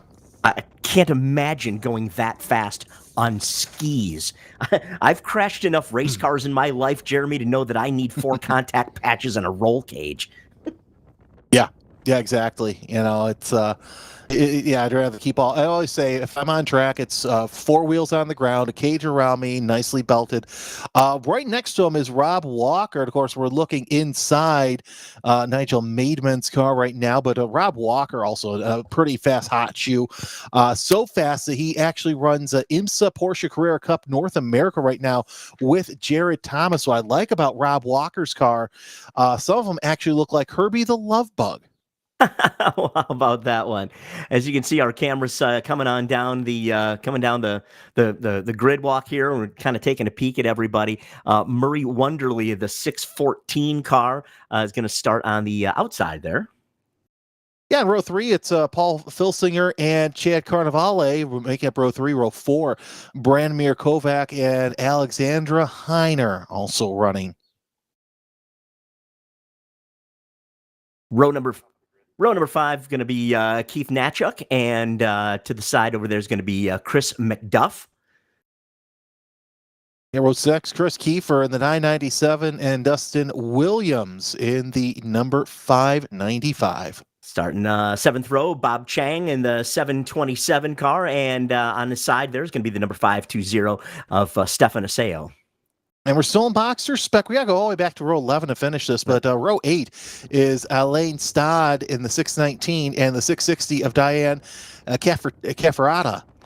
And starting in row 10, that's going to actually be our first jump into the GT5, and the pole sitter there is going to be Phil Town with a 129.829, and to the side there in the number 216 car, Aspasia Zoras. So as we go further through the field, Bill Durant and Carl Vanderschoot will be alongside each other. And in row 12, which would be the 3rd row of GT5, Enrique Marr and Gunter Lenners. And bringing up the rears, John Momeyer. He lost his roof during qualifying. Let's see if he can make a run around Hazari. He's got a couple of cars sandwiched between them as the cars are on the circuit, as we're just about set to get started here for race number 1 of the weekend here at Willow Springs International Raceway.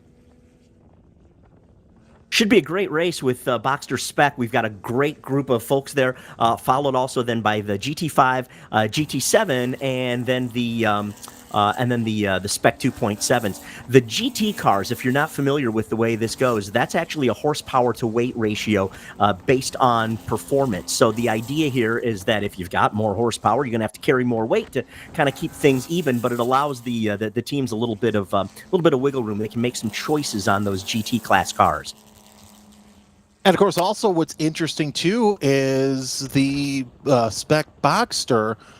They have one set of tires that they can run all weekend long. So that kind of puts things into play as well.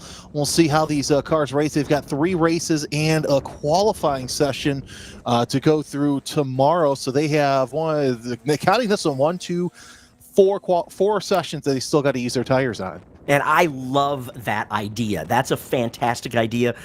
Arguably the biggest expense of any kind of motorsports is tires. And when you can limit that down and try to keep that in check, then I think we're in really good shape. But that does lead to a very interesting mindset from a driver's standpoint, because to your point, this is just the start of the weekend. We've got to get through the entire weekend on those tires. Now, are they going to move them around? Are they going to rotate them? Are they going to change different tire pressures? Oh, no doubt, absolutely. But boy, it's going to be a lot of work to make sure that they get them to last the whole time. Bill making their way around turns number 8 and 9. Looks like the Boxster Spec Wave nice and tight. It's always good to see a field looking that nice and tight. Then near the back, you also see the GTs as well as the Spec 2.7s in single file. They'll come around turn number 6 and get set into double file formation. Slowly making their way around turn number 9 for the first race start of the weekend. Anders Heiner and Nigel Maidman will come around turn number 9 into our camera view here shortly, and they will get the field set to get started for racing here at the Willow Springs International Raceway. Of course, glad to have you with us here on YouTube. We want to thank again DriversEye Live for giving us this first ever Porsche Owners Club race of broadcast here, as we are set to run Racing here for the first race. Field starts to come up to speed. The 97 on what would be the inside, the 705 on the outside, eyes on the starter as the field's starting to get straggled. Green flag is out as we're 2-3 wide near the back, even 3-4 wide in the Boxster spec class, but still Maidment gets a nose out front, but does he keep the lead for very long? He will get the lead for just a little bit, but Hayner's going to give him a little bit of difficulty through turn one. Everybody so far side by side, 2-3 wide near the back as everybody's jostling for position. Keeping an eye on our fourth starter, Murray Wonderly, did a nice job there at the start, sneaking to the inside there. Oh, look at this, side by side coming through three.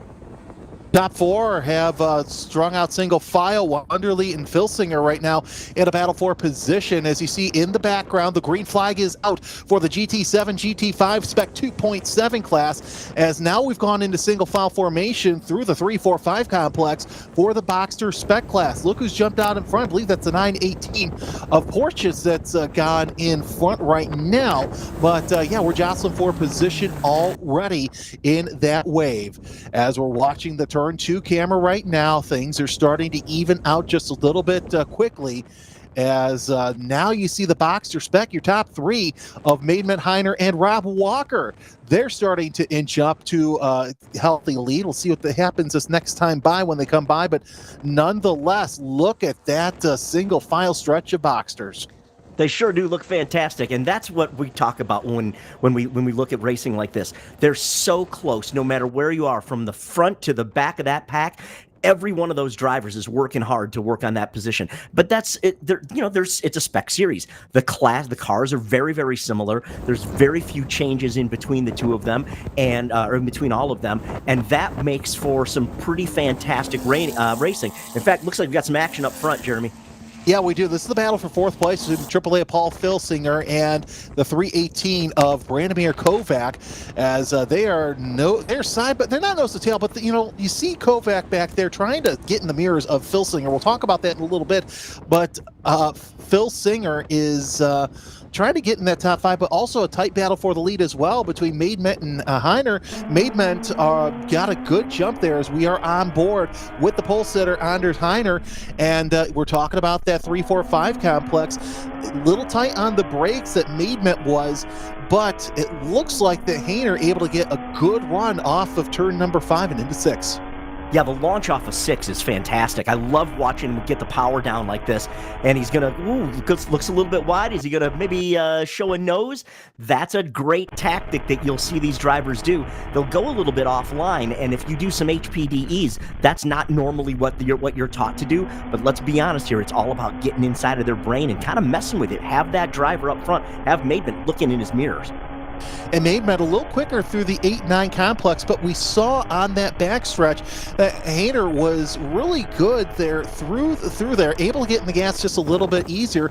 Let's go through turn one. Let's see how they are separate. Last time by, they were about less than a car length. I would say about a car length separate the two of them right now, but this battle for fourth really heating up back there between Filsinger and Kovac. And looks like the battle for the lead really tightens up as well. Through turn two, Hayner looks to the inside. Maidment not going to make anything happen. Boy, it is close, though. This is great stuff. I mean, this is what we're tuning in for, right? To see them right there, and that onboard camera. Oh, look, he looks to the inside a little bit. The onboard camera is kind of a wide angle. They're actually much closer than we're actually seeing here on the screen.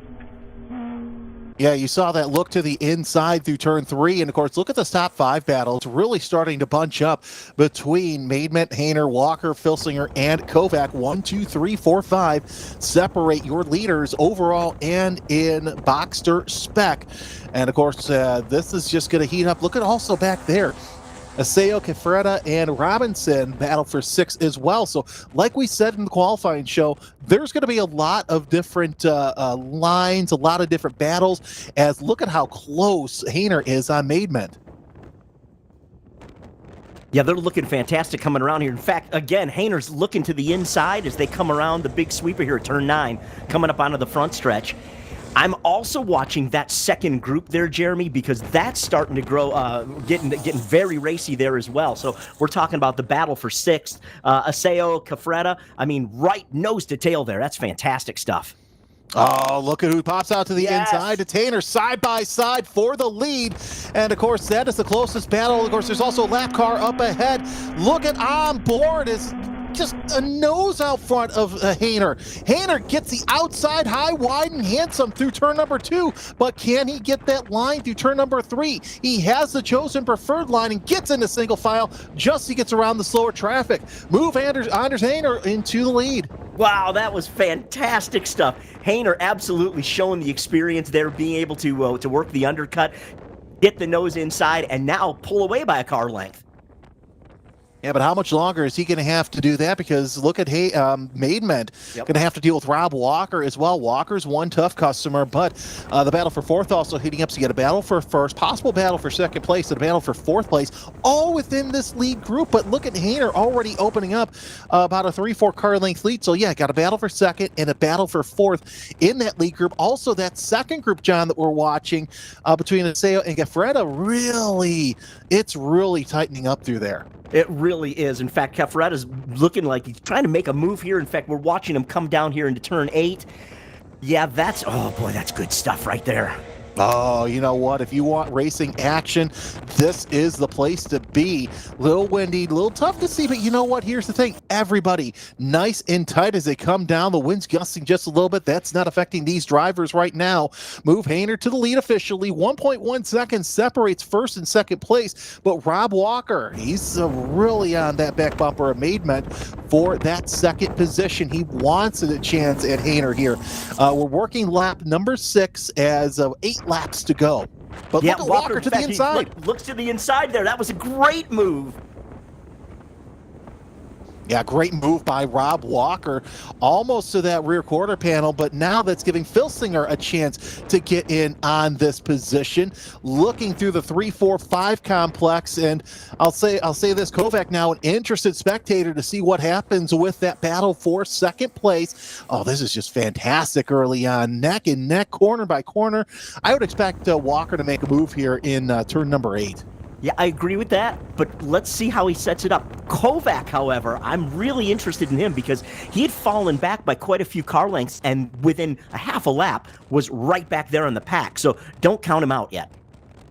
No, still plenty of time, and Walker is a good competitor, especially in these Boxsters.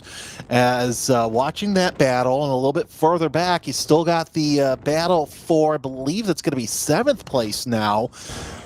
There's your top 5 through there. Walker, he's all over that back bumper of Maidment down the front straightaway. As that's the battle for 7th place, as it looks like Gaffreda going to the inside of Assetto. Does a nice move coming onto the front stretch here, and again, that long camera shot, but they're still side by side as they come up past the flag stand. And you saw Walker do his best to try and get around. Yeah, that's the Aseo and Gaffreda battle for 6th place. As we'll keep an eye on that. Keep an eye on our battle for the lead, battle for 6th place. As the field working their way around yet again. John, so far so good. This has really lived up to the battle. As take a look at the gap at the line. Filsinger about 0.04 of a second ahead of Wonderly, actually, that through there. Oh, that's my time. And I'm super impressed that nobody's really put a tire wrong. We haven't even seen any dust kicking up, right? So it's been looking really fantastic. Good, clean, hard, fast racing here at Willow Springs with POC. Battle for second place heats up once again as Walker trying to go around the outside. Now looks to the inside of Maidment coming off of turn number 6. Walker just biding his time and trying to get inside the head of Maidment. And John, as a driver, you've obviously made these tactics with these spec racers. You've been on both ends, so let's talk about being on the attacker and the attackee's end. All right, well, as being the attacker, I enjoy being that person because it's fun to kind of mess with somebody. We're watching Walker right now as he works up on Maidment. He's got his nose tucked right inside there. Maidment knows he's there. He knows that he's vulnerable. He's got to stay aggressive, so that's why you see as they come down to turn 1 here, Maidment's actually on the inside. He's not going all the way out wide. He's kind of cutting that position open. But Walker knows that he's in his head now, right? So he's going to keep that pressure on. The drawback to that for Walker is that what we're seeing right there with Phil Singer is able to make that move now because you're not using the ideal line. You're taking up a little bit more time. The guys behind you can close that gap up. So it's a game of cat and mouse. You've got to figure out how aggressive you want to be to the car in front while at the same time not giving up to the guys that are chasing you down. And of course, Rob Walker has plenty of experience in running in this type of scenario. Last season, running in Porsche Sprint Challenge in the GT3 class. He won at least twice at Sebring in the hyper-competitive Masters class. So he knows he's got a lot of drivers that he's raced with that are this fun. He looks to the inside once again, not close enough to make anything happen. This is the battle of the race between Maidmet and Walker. And John, here's what's interesting. Last time by, Maidmet ran his fastest lap of the race at a 32.8, but it still did not beat what Walker's been doing at a 32.7. As they come onto the front stretch right now, again, Walker keeping his nose right up inside of Maidmet here. But now Maidmet's going to have to kind of, he's got to be aggressive. He's got to be defensive, and that's going to cost him time. It's going to, honestly, as you look here at turn one, it's going to tear up his tires a little bit more. We talked about that earlier. They've got one set of tires for the whole weekend, and you've got to manage those. And in fact, now it's working for Walker as he looks to the inside. Yeah, Walker looking to the outside now of turn number 2. He's going to go high, wide, and handsome. And it looks like that Kovac has gotten around Phil Singer. We'll confirm that as we go around. But yeah, Walker finally able to get into that second spot. But John, is it too little too late? Because now we're down to 5 laps to go. 2.6 seconds at the time separated Hayner from Maidmet. Yeah, Hayner's checked out at this point. Unless there's a mechanical issue, if something goes wrong, unless we wind up with a full course caution, I just don't see that Walker's going to be able to close that gap. It's just too far back. Well, stranger things have happened. Well, and we'll see what happens, of course. Hayner, man, tell you, once he got out front, he just checked out from the rest of the field. Speaking of that, he's run a lot of different series that you and I are very familiar with: Porsche Owners Club, Porsche Club America, SCCA, NASA, as well as IMSA and Grand Am. He has top 5 results in what we now know as Michelin Pilot Challenge, and you and I both know how competitive that series is, as well as the then SCCA Pro MX5 Cup. Well, and I think that says a lot, too, about coming here to POC.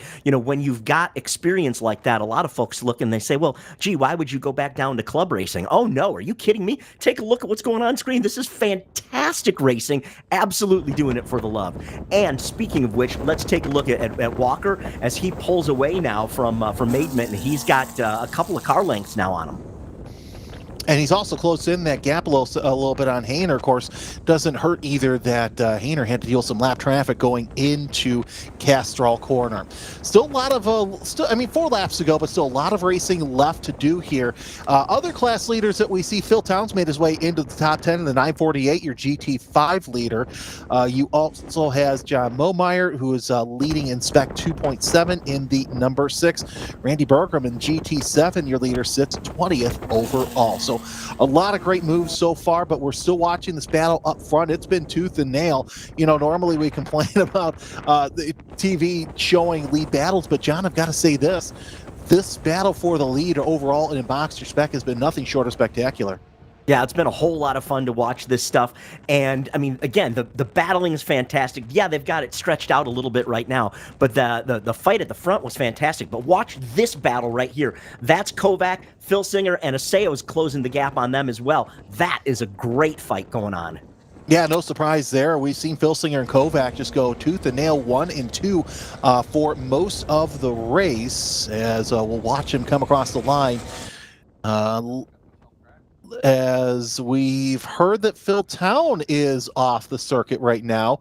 But yeah, there's your leader, Hayner, Walker, Maidmet, Kovac looking to the inside of Phil Singer, and that's, again, the battle for 4th place as Kovac gets it for now, but we'll see how long it takes, because it seems that Kovac just a little quicker coming off some of the corners onto the long straights. Yep, no doubt about it. But keep an eye on Phil Singer, though. I love the way he comes off the corner. You You can see he's getting back to the gas quicker, and in a momentum car like this, like these Boxsters, that's so important. And right there, same thing, just coming off of turn 2 up to 3-4, great head of steam right there. Oh, this is good stuff.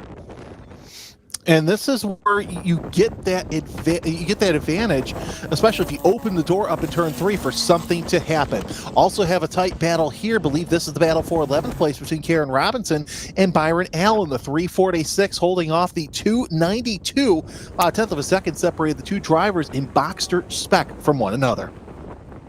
Well, they look good too, don't they? I mean, just right there, perfect, great, respectful racing, but very, very close. I mean, I love how close these cars are. And again, we talk about spec racing, and that's a good thing. So many folks look at spec racing and they go, oh, it's dumbed down, or there's not enough. Oh, and we've got one off. Wow. We were just talking about how close it was. You make that one little mistake and it's over. Wow. And and that's what we talked about in qualifying as well. It looked like Allen may have gotten a tire just off the course, and it just brings you off. And that's all it takes, too. And especially here at Willow Springs, where it is so dusty, it's very gravelly, it's very agricultural. You get off the track, and there is no grip. As looks like, we're 2 laps ago, so as we mentioned, anything can really happen. We'll see what the gap is between the two, but maybe one position will be lost because unlike a normal track, John, you've got to take a couple extra laps to get all that dirt and clag off your tires. Yeah, 100%. The car drives differently when you dip a wheel off. You get some dirt on there, and your tires are hot, they're greasy, and you pick up some dirt, you pick up some clag, you pick up some marbles, and it's going to take a little while before you can go, give it the beans, as we say. Let's take a look at this battle near the back of the pack, trying to find out who exactly that is. That might be the battle between, it looks like some more Boxsters, a couple of out-of-class cars racing with each other. It's kind of generally frowned upon, so that'd probably be Robinson, Allenstad, and Chang near the back. But anyway, still fantastic racing, though. I mean, right there, nose to tail with each other. Everybody's having a great time, driving hard, even if there isn't a trophy on the line for these ones. Yeah, and of course, as we say, out-of-class racing generally frowned upon, but when you're most of the field, it's so great to race with one another because the way that the tech is for these cars, the power to weight ratio, you are able to make some hay as well. Oh, no doubt about it. That's actually kind of an interesting thing, too, the way they come up with the power to weight ratio. The cars actually have to go to a dynamometer. They have to get on a dyno. They actually have to do 3 runs, and then they come up with an average of those 3 runs so that they can come up with, with a good number for the power to weight ratio on there. It's great. It's a good way to see that everybody makes it equal and makes it fair for everybody, no matter which class you're in. And John, we're actually on the white flag lap, so final lap for our leader, Anders Heiner. Once he got out in front, we knew that it was basically going to be, all right, come out and catch me, but Rob Walker trying to do his best to stay within an advantage of him. And yeah, look at that gap that he has right there as Walker trying to get around some slower traffic. But nonetheless, Hayner, who had a little bit of a tough time to get around Maidment, who had a fantastic start. Let's just be real here about that. Once he got in the lead, there was no looking back. But here comes your winner, Anders Hayner, down in through turn number 9. And he's got a nice clear track as Rob Walker finally get around some lap traffic. But nonetheless, it's too little too late, but checker flag is out. Anders Hayner, your winner here, as we got a yellow flag off in turn number 4. Try and see what's going on there, but your driver second in points gets the win here as race number 1. Rob Walker finishes second. Nigel Maidment finishes off in 3rd place. Getting word that the car is off the outside of turn 6 is where the car actually is. They're just waving it there, off in the gravel. That's a tough way to end your day on the last lap. It really is, but yeah, at least it was in the last lap and not, in the middle of the race where we'd have to bunch everybody up. There it is right there. Drivers left as the cars coming around to complete their race, but nonetheless, that was a fantastic race. And yeah, that 13 laps flew by. Yeah, it sure did. Boy, that was a lot of fun, right? I mean, this is exactly why you tune in for POC Racing. And to think that it's been going on for 70 years, right? What a great way to celebrate a 70th anniversary by having a weekend of racing just like this at Willow Springs. And of course, we're not done yet with this race group at the very least, because we've got one more race later tonight, but lots of great racing here at Willow Springs this weekend.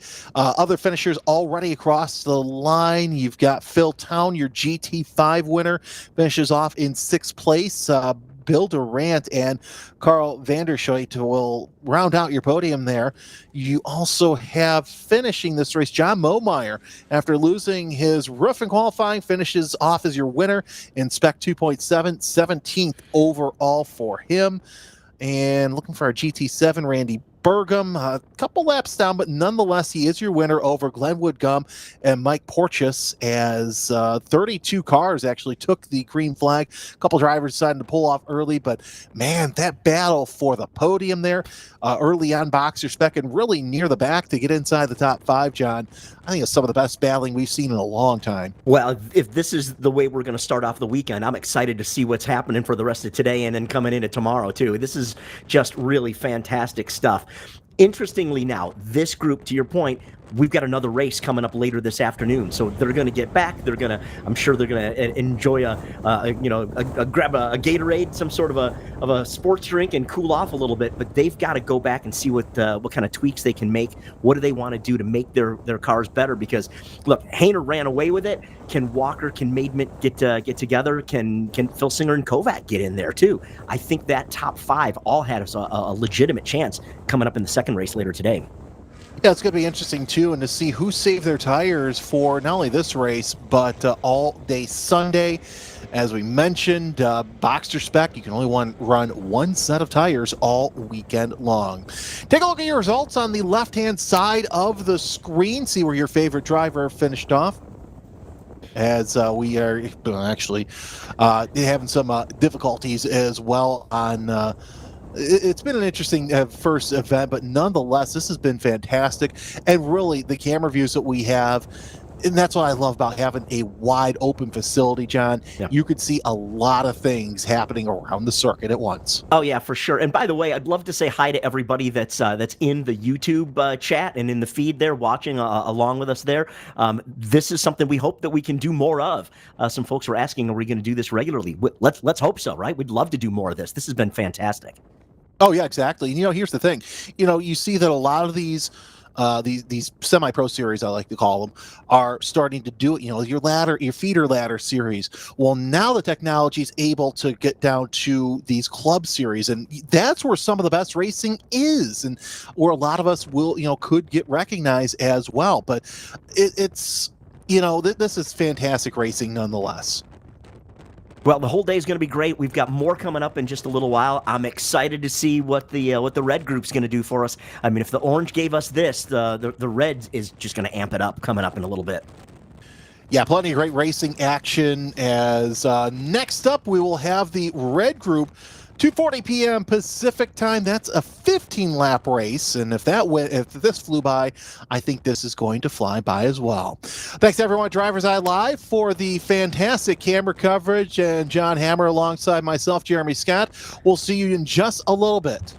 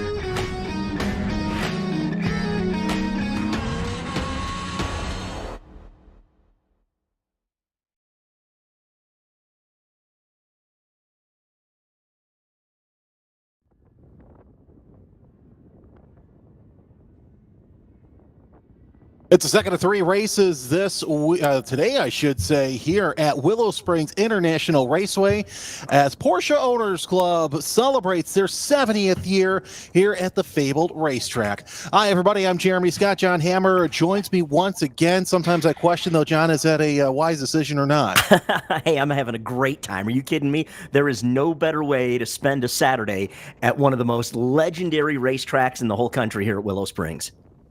We're just about minutes away from sending cars off from the grid for Red Cup's first race of the weekend.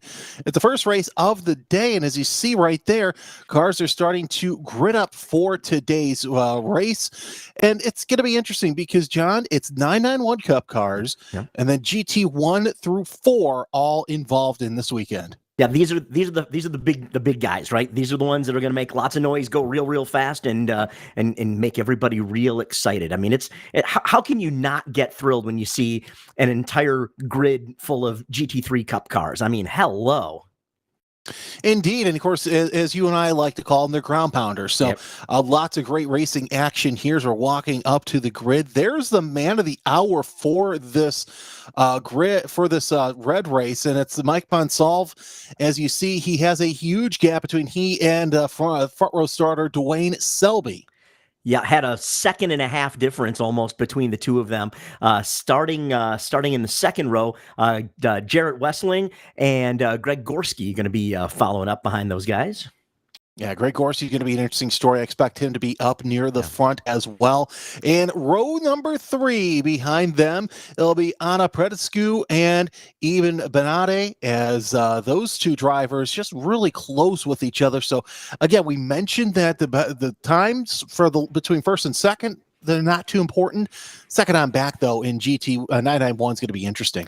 Yeah, it's literally less than a second between the other 5 other than Monsalve. So that's going to be a very, very exciting race to watch that one going. But up after that, in GT1, Jeff Steinbach is the lone driver in GT1 today, but looking strong there on course. Hey, 20 points are 20 points to say the least. Let's go over to our GT2 field as there are 4 cars as John Heldman will be alongside Paul Barnes. Those two drivers are running close together, but it's going to be interesting to see how that field fares out. Yep, and similar to the next row there for the GT2 is Daryl Troster and Roland Schmidt. Interesting story in the GT3 class. Brett Gavagilo really looking pretty good there, strong, but Brad Keegan really coming onto his own during qualifying. He made his way up through the grid. Let's see how the 70 and the 21 race each other. Yep, and in the second row for that class, Ryder Lou with a 123.5, and starting next to him, David Fabi, again with another 124.3. Behind them will be the 787 of Paul Wren and the 370 of Evan Gold. And the 621 is Andy Sloan, starting next to the number 10 car of Jim Salzer. And of course, last but not least in the GT3 class, it'll be John Armstrong. And we've got one GT4 competitor this afternoon. That's going to be Thomas Stone in the number 254. So we set the grid for the race, and of course, going to be interesting to see what happens as this next group this last group, I should say, comes off the circuit. John, we've seen these guys on track already. What are your thoughts going into this race? Well, obviously, I'm expecting speed. I'm expecting close racing. We talked about the weather. It's been an issue all day long with the wind. In fact, in between sessions, if you happen to be catching our feed that was on YouTube, it was really interesting. There was a giant dust storm that kicked up and blew right across the track. I mean, it literally looked like there was a giant dark cloud, but it was the wind blowing everything up. Now, in qualifying, these cars were running about a second and a half a lap off their normal pace here at Willow Springs because of the weather. How is that going to affect things? I have to say, that's a story I'm going to be watching. Yeah, of course, we mentioned that the Cup cars are running a second and a half slower because of the wind.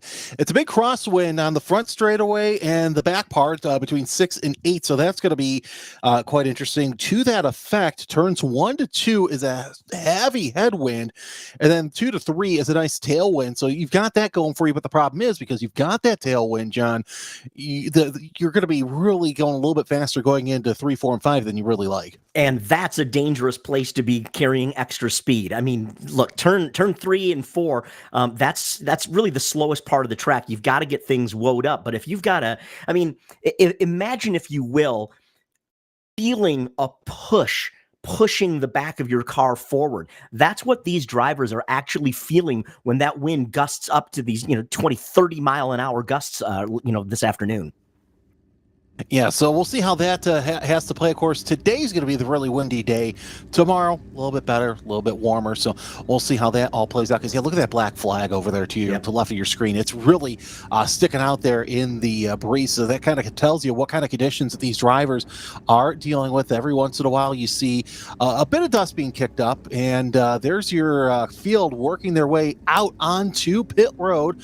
So we're just about ready to get set to get this race underway. I'm super excited. I love the history here at Willow Springs. You take a look at the white wall there with the green printing on it that says Willow Springs. You look at the old school buildings that are off to the right-hand side down pit lane here. It's just a legendary place. It's been around forever, and there's no better place to celebrate the Porsche Owners Club's 70th anniversary than by racing here this weekend.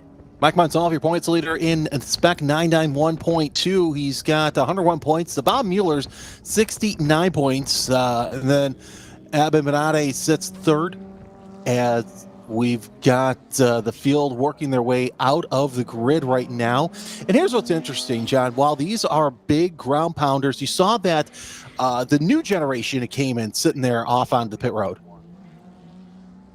Yep, for sure. And it's, don't let the car fool you. It's got speed. In fact, we take a look at everything that's been rolling here, and everybody has been very, very quick this afternoon, regardless of which chassis they're in. Well, nonetheless, you see the 991.2, Spec 991.2 getting out there onto the back part of the circuit. So we'll see them pair up here shortly, coming off of turn number 6 and 7, but it is still single file. And now we start to see the drivers. We see Dwayne Selby start to catch up to Mike Monsalve, Voisling, and Gorski start to form up row 2, and now we start to see everybody pair up. And it also looks like that a couple of the other fields, they're going to be a little bit bunched up as well. GT1 and GT2 going to start together. Yeah, that looks really good, getting everybody together there. And as they come around turn 7 and 8, getting ready to take the green flag, I'm looking forward to some exciting racing this afternoon. Indeed, is Mike Monsalve and Dwayne Selby, row 1, row 2, Garrett Weisling and Greg Gorski. A lot to talk about here as we are set for the first red race of the weekend here at Willow Springs International Raceway. It's the Porsche Owners Club's 70th anniversary as they come down the front straightaway, tightening up for the Spec 991.2 class. And you see them start to get ready for that green flag from our pit camera. Down on the ground, eyes on the starter as the field works their way up. Green flag is out, and look at them leaning against each other as Monsalve, I believe Monsalve is actually getting out to an early lead through turn number 1. Yep, Selby's doing a good job of hanging tight there, but Monsalve, no surprise there, got a great jump. I will say that if he can get out in front, and he's already up there, if he can hang on to it, he's got the pace to lead this field. I want to see someone challenge him, but boy, it's going to be a big order. Well, so far so good. Their nose to tail, and of course, making his way up through the field right now is that number 44 car. As the rest of the field, you see on the back front straightaway there from our turn 3-4 cam, getting ready to take their green flag. They do. Green flag is out for the second wave as everybody now under green flag conditions, and that number 44 of Jeff Steinbeck really making his way through the field. And a great-looking car on top of it. Let's be perfectly honest. He may be the only one in his class out there, but boy, he sure looks fast. Oh no, and there's nothing wrong with that either. As we see the back half of the field, the GT 3s and 4s make their way around turn number 2. Got a side-by-side battle as well back there for that third spot in that wave. But Mike Monsalve coming across the line, and he's got Dwayne Selby a little bit closer than we saw. We mentioned in qualifying that I don't think the qualifying time's too respective, because I think we're going to see some good battles here. Oh, no doubt about it, absolutely. And qualifying is just the beginning of things, right? Once you get into the race and you get that visor down, your mindset changes. As a driver, it is all about chasing down the car that's in front of you, and that's what we're seeing right now. I mean, sure, it's single file for the top 3 right there, but after that, we've got, looks like a pretty solid battle for 4th, actually. I was just going to point that out. Gorski and Predescu, 124 and 100. As you mentioned, Gorski in his first weekend of competition here in Porsche Owners Club this season. We've seen him elsewhere. We see him in the Creventic 24-hour series. He's raced multiple times in a Radical Cup North America, Radical Cup World Finals as well. I started racing at Spring Mountain, and that's where a lot of these drivers, they are starting. They start at the club level, whether it's at their local country club or if it's within some sort of smaller club. But we see the Predescu trying to get a look to the inside, I should say, as they're going to go side by side through the 7-9 complex. John, those Cup cars are reaching about 115 plus through there. Yep, they are flying. These are really great race cars. If you're not familiar with these cars, these are factory-built race cars. So this is not something where somebody took a 911 and converted it over. Porsche builds these things, and they are amazing. Well, here's the thing, too. Gorski's lost 2 spots as Steinbeck also got around, and we're also watching this battle further back for GT3 between Gavagino and Keegan, the 70 and the 21. That's the battle for that lead. Behind him, behind Keegan, is Liu, as those 3, they're close to each other. About a second separated them last time by, but now we see Keegan falling back into the clutches of Liu through turn number 8. Yeah, but looking strong, though. I don't think that's anything to worry about. We've still got 13 laps to go right now. Everybody's getting into a rhythm. And even though, Jeremy, these are sprint races, you got to think about these from being able to run the entire event. So you're managing your tires, you're managing the car. You don't want to overheat anything. And this early in the race, I'm not too worried about things. I think we're going to see some great action here. I'll tell you what, Gorski's really fallen back. Locke is now Heldman, and Barnes also have gotten him around. So interesting to note that, as Heldman and Barnes trying to get around. Now that's an out-of-class battle right there through turns number 8 and 9. As that's uncharacteristic of Gorski, really. Yeah, looks good, though. I mean, as we're coming through the corners here, I see single file stuff. Everybody's tucking in right now. We talked about this in the Orange Class race earlier. How do you start to make pressure on people? And if you're the driver following, it's real easy to start to get up into their mirrors. You just move yourself over a couple of inches and make sure that driver that you're chasing knows that you're there, and that makes them nervous. And when they're nervous, it could very much create mistakes. And mistakes, that's what you take advantage of. Well, and here's what's interesting as well is the fact that, Gorski's running a 991.2 Cup car. He's he's familiar with it. So it's interesting to see something. I have a feeling, knowing Gorski, that something most likely happened there at the start to kind of slow things down just a little bit, because, he's fallen way back. He's right now, as I take a look at timing, timing has him in 7th, but he's been swallowed up by Heldman and Troster. Yep, absolutely, and by a lot of seconds. So that says a lot. I'm with you. That's not normal for him at all. Still watching this battle, though. A couple up ahead between Predescu and looks like the 16 Benatti, as they are battling for 4th place overall in the 991.2 class. And look at this battle as well. That is the 70 of Gavigla, and looks like that Keegan's behind him. Yeah, and looking strong too. This is arguably the best battle on the track right now. They're just, half a car length between them right now. And like I was talking about a moment ago, the driver that's in second place, it's tucked up underneath there, right? He's looking to take advantage of things. Yes, there's a draft, just like in any other form of racing. We're going to tuck the nose in there, let that car in front punch a big hole in the air for us so that we can then take advantage of it. Boy, I say that now, though, and watch the leader pull away in that pack. Yeah, just a little bit. Another battle I'm watching in that pack is the battle for position between Ren and Gold. So 787 over 370, and that's for fourth place in GT3. As now everybody starts to catch up there on that straightaway as we watch them through turn number 1. This is the Castro corner as everybody kind of wiggling their way around. But yeah, this battle from Ren and Gold's actually a pretty nice one. That entire battle is great. Gaviglio's looking strong, but Keegan right up his tail right now. Yeah, Keegan doing all he can to get that GT3 lead from Gaviglia as they got the battle for first and the battle for fourth place. So really the interested party in this one is Liu in the 683. For sure. I got to give Keegan credit there, though. I love that move that he took 2 turns ago. He just took a different line. He's trying things. He's looking at options. What can he do to get just a little bit closer to Gaviglio? Whatever it takes, you've got to find it. If you keep doing the same thing over and over, you're not going to gain any ground. You've got to make things happen. Well, now Liu's really made up some ground on Keegan for the second place in GT3. Liu looking to the inside for second, and he gets it for now, but Keegan has that faster outside line. It's very rare that you see the outside line be quicker, but really, if you can get the speed around turn number 9, you're going to get in front by a large margin. That's a benefit of this track specifically because it's got those big sweepers like that, and we've got a lot of grip today. It's not terribly warm. It's upper 60s temperature-wise. The tires are not overheating, and you're able to hang on the outside, keep the throttle down, and go right around the outside.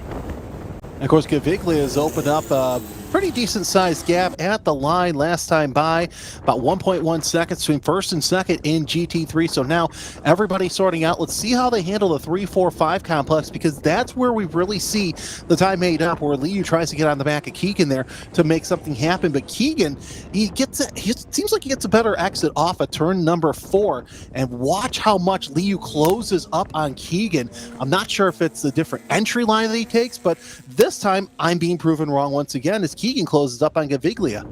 Quick heads up, in our Spec 991.2, Evan Bonatti went off about a half a lap ago. Gathered it back up, we hear.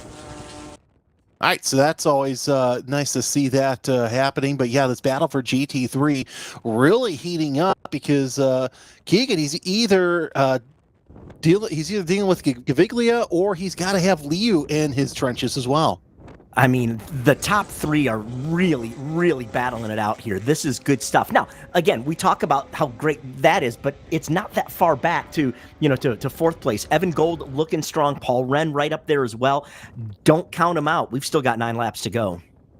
Plenty of great racing here as we see Liu looking to the inside. Too far away to make anything happen for that second spot. But now we've seen Gold and Ren kind of separate themselves, and this battle for second now turns into a 3-way battle for first place. As you see Keegan and Liu all over the back of Gaviglia through turn number 2. Yeah, and coming up out of 2 right now as you go to the entrance for 3, this is a place where you can kind of make things happen here, right? Because that 3-4 combination, this big S as you climb the hill, it slows cars down. And in fact, there's Lou. Look, again, I like that angle. That's a different line than the others are taking, and it seems to be working as he closes that gap and is strongly into third spot. And I've got to say this. Let's watch. I know we're going to be watching this battle, but I think what I want to do is next lap, I want to see the exit line between Keegan and Liu, because that, I think, is where Liu's making up all of his difference right there. So that's going to be interesting to see here in the next couple of corners as we see Gaviglia really opening up that gap. Here comes Liu coming off of turn number 9. Yep, onto the front stretch. Let's see how the power gets put down. These cars accelerate off the corner so strong. Look at that, 1, 2, 3, and just a brief pause for fourth right there as Evan Gold stays in the hunt. Great battle for fourth place still going on, spec 991.2. But yeah, this is the battle we're watching right now, the three-way battle for the lead in GT3. Gaviglia in the 70, Keegan in the 21, and Liu in the 683. Through turn 2, and I'm really excited to see this exit of turn 4 camera. Yep. Because that's, like I said, that's where I think that Keegan's losing time there, or Liu's just getting such a better entry through there. So we see them coming around the outside. Oh, look at Keegan trying to go around the outside. Here, and watch this. Yeah, I just think Liu's getting a better corner through there. I agree with you. He's able to hang on to it and get the power down, and as he comes down the hill, look at how close he is now. That's fantastic stuff. No, that's fantastic stuff, and we are really seeing the art of racing. And you don't have to really pass someone to have great racing tactics, but this is fantastic because everybody's faster in a certain area, and they're really getting inside each other's heads right now. But everybody's still watching what's going on. We see that one part of the track, Gaviglia, is faster in the second half. We see in the first portion, like the 1 and 2 complex, that's where Keegan's fastest. But Liu, he's just so quick through that tight 4, 5, 6 complex. Yeah, no doubt about it. Absolutely. Watching this battle now for fourth place with Predescu and the number 16 Abinati, as Jeff Steinbeck sitting back there as well in 6th place. This battle's kind of been going on for most of the race as well. Your top 3, they've basically opened up a huge gap, but still 4th, 5th, and 6th overall. But the battle for who's going to be finishing where in the top 5 really taking place between the 100 and the 16. Yeah, Monsalve, though, out in front in 991.2. I mean, he's just pulled away and looking real strong out there. He's running darn near qualifying laps at this point, right? With Monsalve 5-second gap. So let's watch this battle for GT3 as they're on the back part of the circuit. And once again, Liu actually lost a little bit of time there, as he's got a 7-8 car length gap between he and Keegan there. But Keegan, I think he's getting to the point in the race where he's really starting to set himself up to really stay in the tracks of Gaviglia. We saw that Gaviglia really had, he was just quick throughout qualifying. But one thing also I noticed is that Keegan, near the end of qualifying, that's where he started getting a little quicker. Oh, for sure, absolutely. Now, Keegan's done quite a bit of different racing as well. I mean, he's dabbled in NASCAR. He's been with POC for 16 years, so he knows what he's doing, and he's looking to make things happen. As we come by this time right now, we're down to 5 to go. Yeah, so 5 laps left for this battle for GT3. Oh, look at Keegan on the outside. He's going to try and take a look, take a peek, take a taste. Not going to make it happen, but Liu, now that gives him a chance to close in. Oh, high, wide, and handsome from the driver of the number 21. Not going to take a look, but that's given Liu a chance for something to happen. Here they come around turn number 3, and Keegan's still trying high. He's got the preferred line, but look at that! Gaviglia shuts the front door on him through 3. If I'm Ryder Lou, I am having the best time right now because, yeah, I'm watching these two guys battle, but I know that they're using up their tires, they're breathing hard in the car, and I'm just waiting for those guys to make a mistake. He's in the catbird seat right now. And let's talk about that. The track surface, what is that like over there? Yeah, the surface itself is actually pretty grippy. This is a great track in that sense. Yeah, the place has been around a long time, and yes, obviously we've got desert weather out here that does weather the surface, but there's a good amount of grip. The thing that helps too is that today it's pretty cool. So as long as you're staying on the track itself has got a lot of grip. Now, we saw earlier in the orange race that if you did put a tire off, though, you're going to get those tires real dirty because just offline there's so much dirt, so much gravel. You can see clearly right here at the exit of turn 1. Well, something we saw in qualifying also was the second you got a tire off, the other 3 were coming with it. So it's smart that these drivers really are pushing it to the limit, but not to the point to where they could take a tire off. Now, granted, there are a couple of places you can drop a tire and still be safe. Turn 4 is one of them, and turn 9. That's it, and they're both right-handers.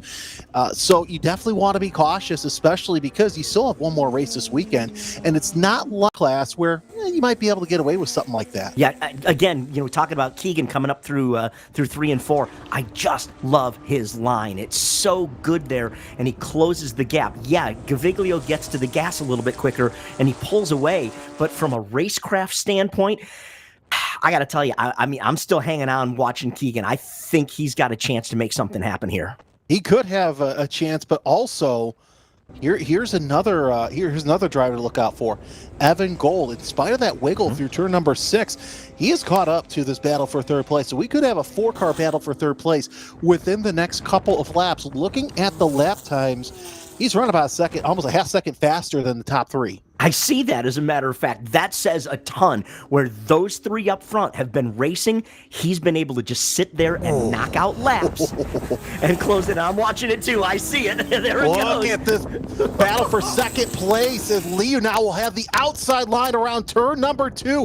It's almost like they're doing pace laps at speed. Liu with the early advantage coming off of turn number 2, but he'll also have the advantage through turn number 3, and I think that he has made the pass. However, that has opened up Gaviglia's gap to about 10 car lengths, but Gaviglia also has to deal with slower traffic up ahead. And it totally put him offline as well, where he's got to go to the outside of that white car, and that's going to, again, slow him down any little bit. Oh, now the white car, the lap traffic gets out of the way. That's super great gentleman racing right there. Much, much, much appreciated as the leaders from GT3 come on through.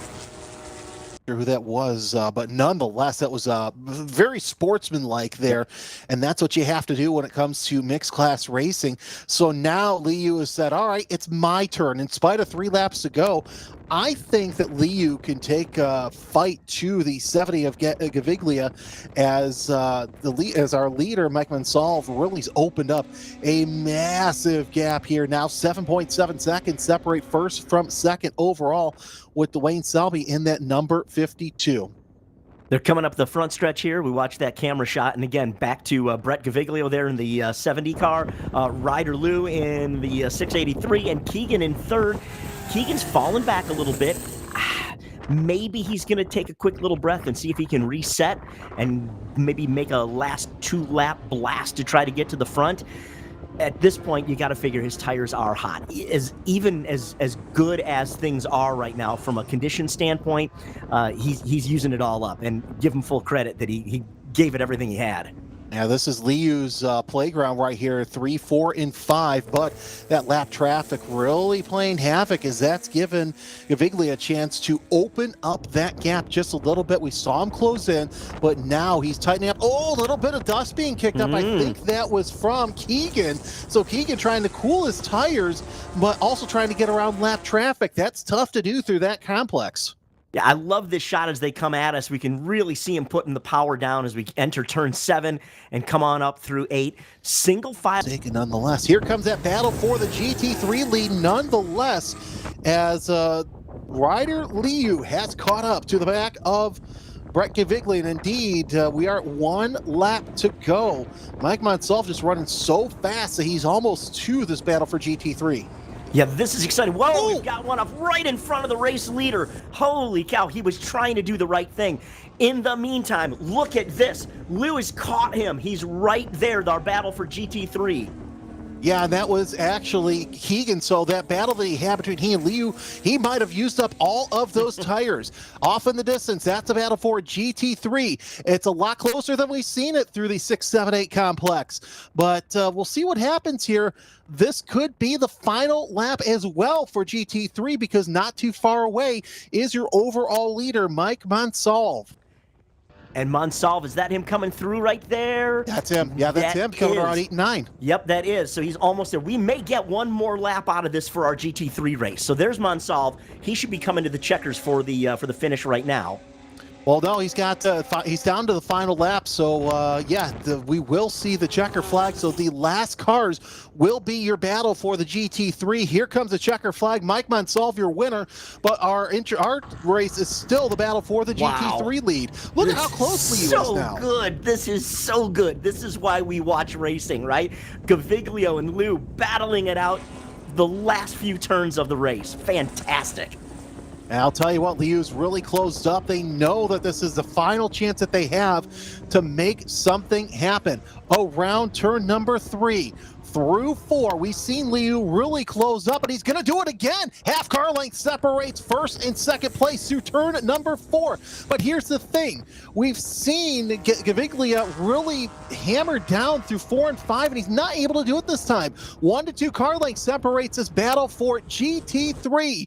Down the final part of the circuit, through turn number 7, they'll come. Liu really closing in on this GT3 lead. He wants it. Gaviglia's held it most of the race. They're tightening up through turn number 7.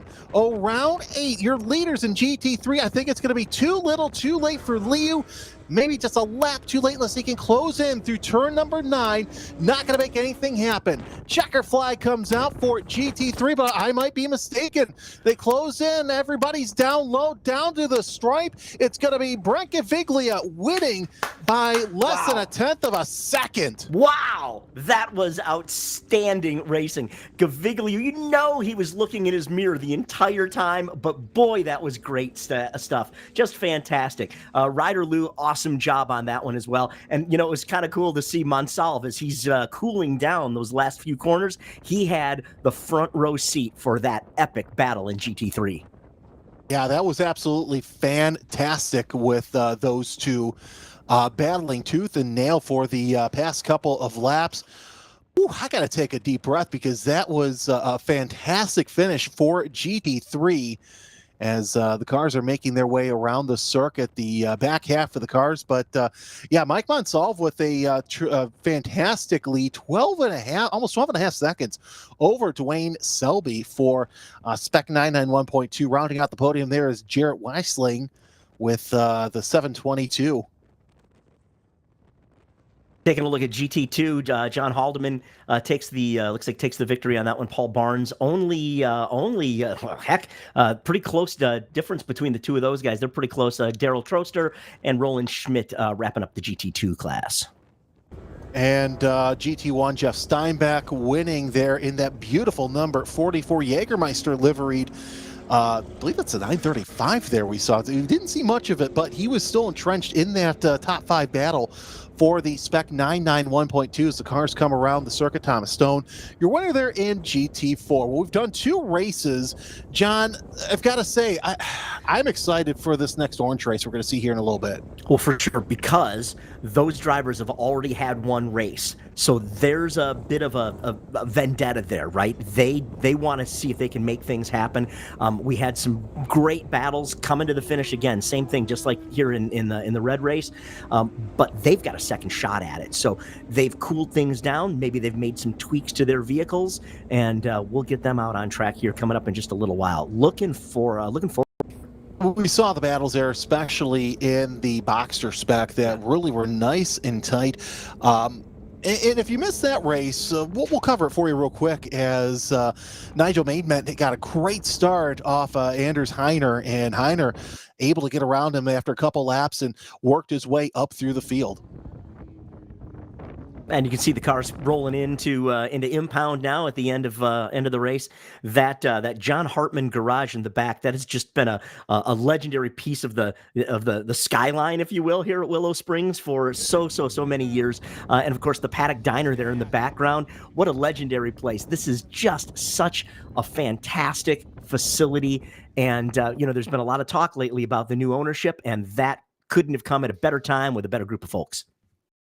And you know what, we've got to say this, with the fact that some of these tracks they're being sold to developers. This is one of the few that are not being sold to developers. They're being sold to racers. And they have mentioned over and over again, we're not going to change too much except do improvements. Well, that's about the best thing we could possibly hear, right? That's an absolute big smile on everybody's face to hear that. That is super exciting.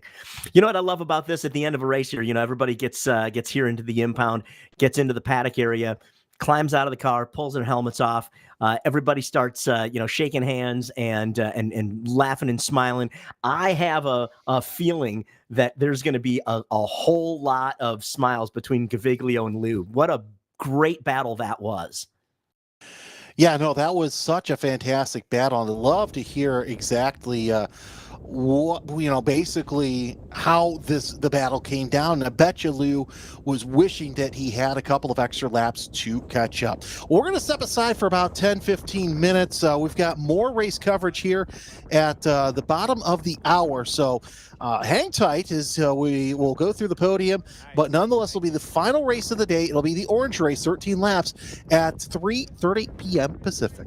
For John Hammer and everybody at Driver's Eye Live, I'm Jeremy Scott. There's your winner, Mike Mansolv. We'll see you here in about 20 minutes.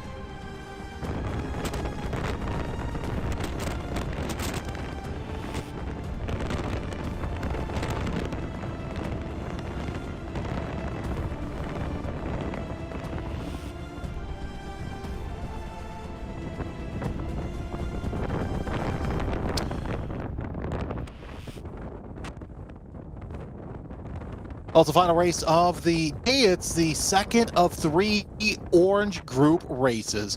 Hi, everybody. I'm Jeremy Scott alongside John Hammer.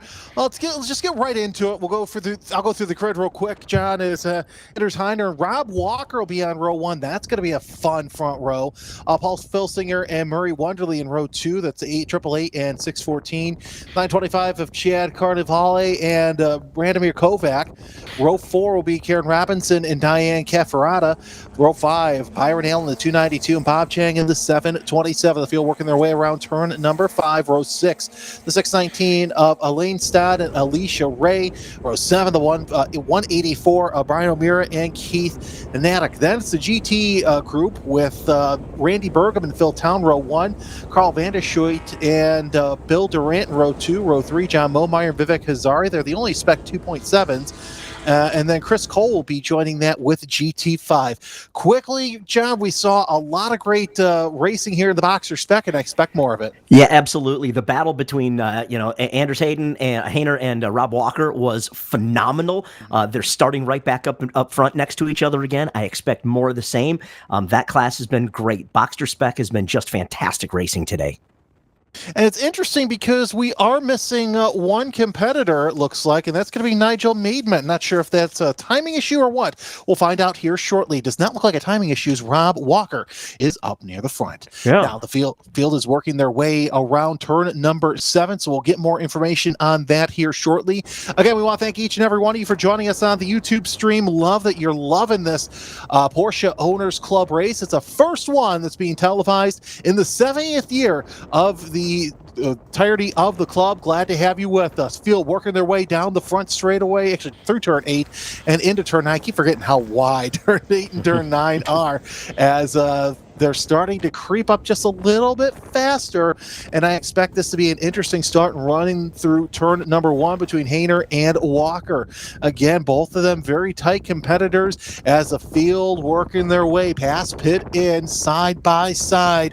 The Boxster spec class looking nice and tidy down the front straightaway. Our eyes are on the starters. A couple drivers popping out, trying to get a good view. Green flag is out, 3-4 wide once again at the back. A couple drivers dropping a tire off, but they decide better of it as it looks like Hayner decided to easily just go right to the right and keep Walker from getting ahead of him. That's giving Filsinger a chance to get in front. Yeah, in fact, Filsinger looks like he's made the move. He's got up to second while he and Walker are side by side, actually. Great stuff. And Rob Walker in that Herbie the Love Bug paint scheme that we see on so many of his cars. Great to see that he's got that still going on, as that's giving Hayner a good advantage for now. But second, third, fourth. Oh, look at that cut for its Maidment was actually in fifth. Wonderly cutting in front on the noses. We're single file through turn 3 and right into 4. And this is such a tight area here coming up through the 3-4 S's, and it looks wide on the track, but boy, you're just really snug in there. Looks like the guys are trying to get single file there. They come down the hill. Looking pretty good so far. In fact, Hayner pulling away, got about a 2-car length lead at this point. We did see the GT classes make their start. Porsche and Burgum leading that front rows. They're on the back part of our screen. We're on board right now with, do believe that is, we'll figure that out here shortly, but nonetheless, Phil Town is, that Town car looking pretty good through 3. And yeah, look at this rise through 4 and into 5. Love this elevation. It really makes a lot of fun to drive the cars. Now, as you come down off of 6, you're on the gas hard, really hard coming down the hill here and coming around the corner. I love this corner because the car wants to drift out. You've got to keep it nice and tidy. And look at this move around the outside there. Still sitting on the inside with the 6. Yeah, Town trying to get around Vanderschuit. That's for the battle for the GT5 lead, and he gets it for now. Try and look out. He's looking out the right side, trying to make sure he doesn't take out his competitor. Now we see that Town finally takes that GT5 lead once again. Hayner, though, half second ahead of Rob Walker for the Boxster spec. As look at that gap that Town is having to deal with right there ahead of him. He's got Vanderschuit. Azorius, I believe. So, nonetheless, a little bit of dust being picked up through there. I really did like that camera shot though from in the car. It was great to be able to see the driver working. In fact, here we go. We're on board with Anders Hayner. Again, look in the upper right corner as you can see him. Anders, look how calm looks, grabbing on the seatbelt, give it a little snug, a little tight down there. Wow, that's just great. Just goes to show you just how comfortable Anders is in this car.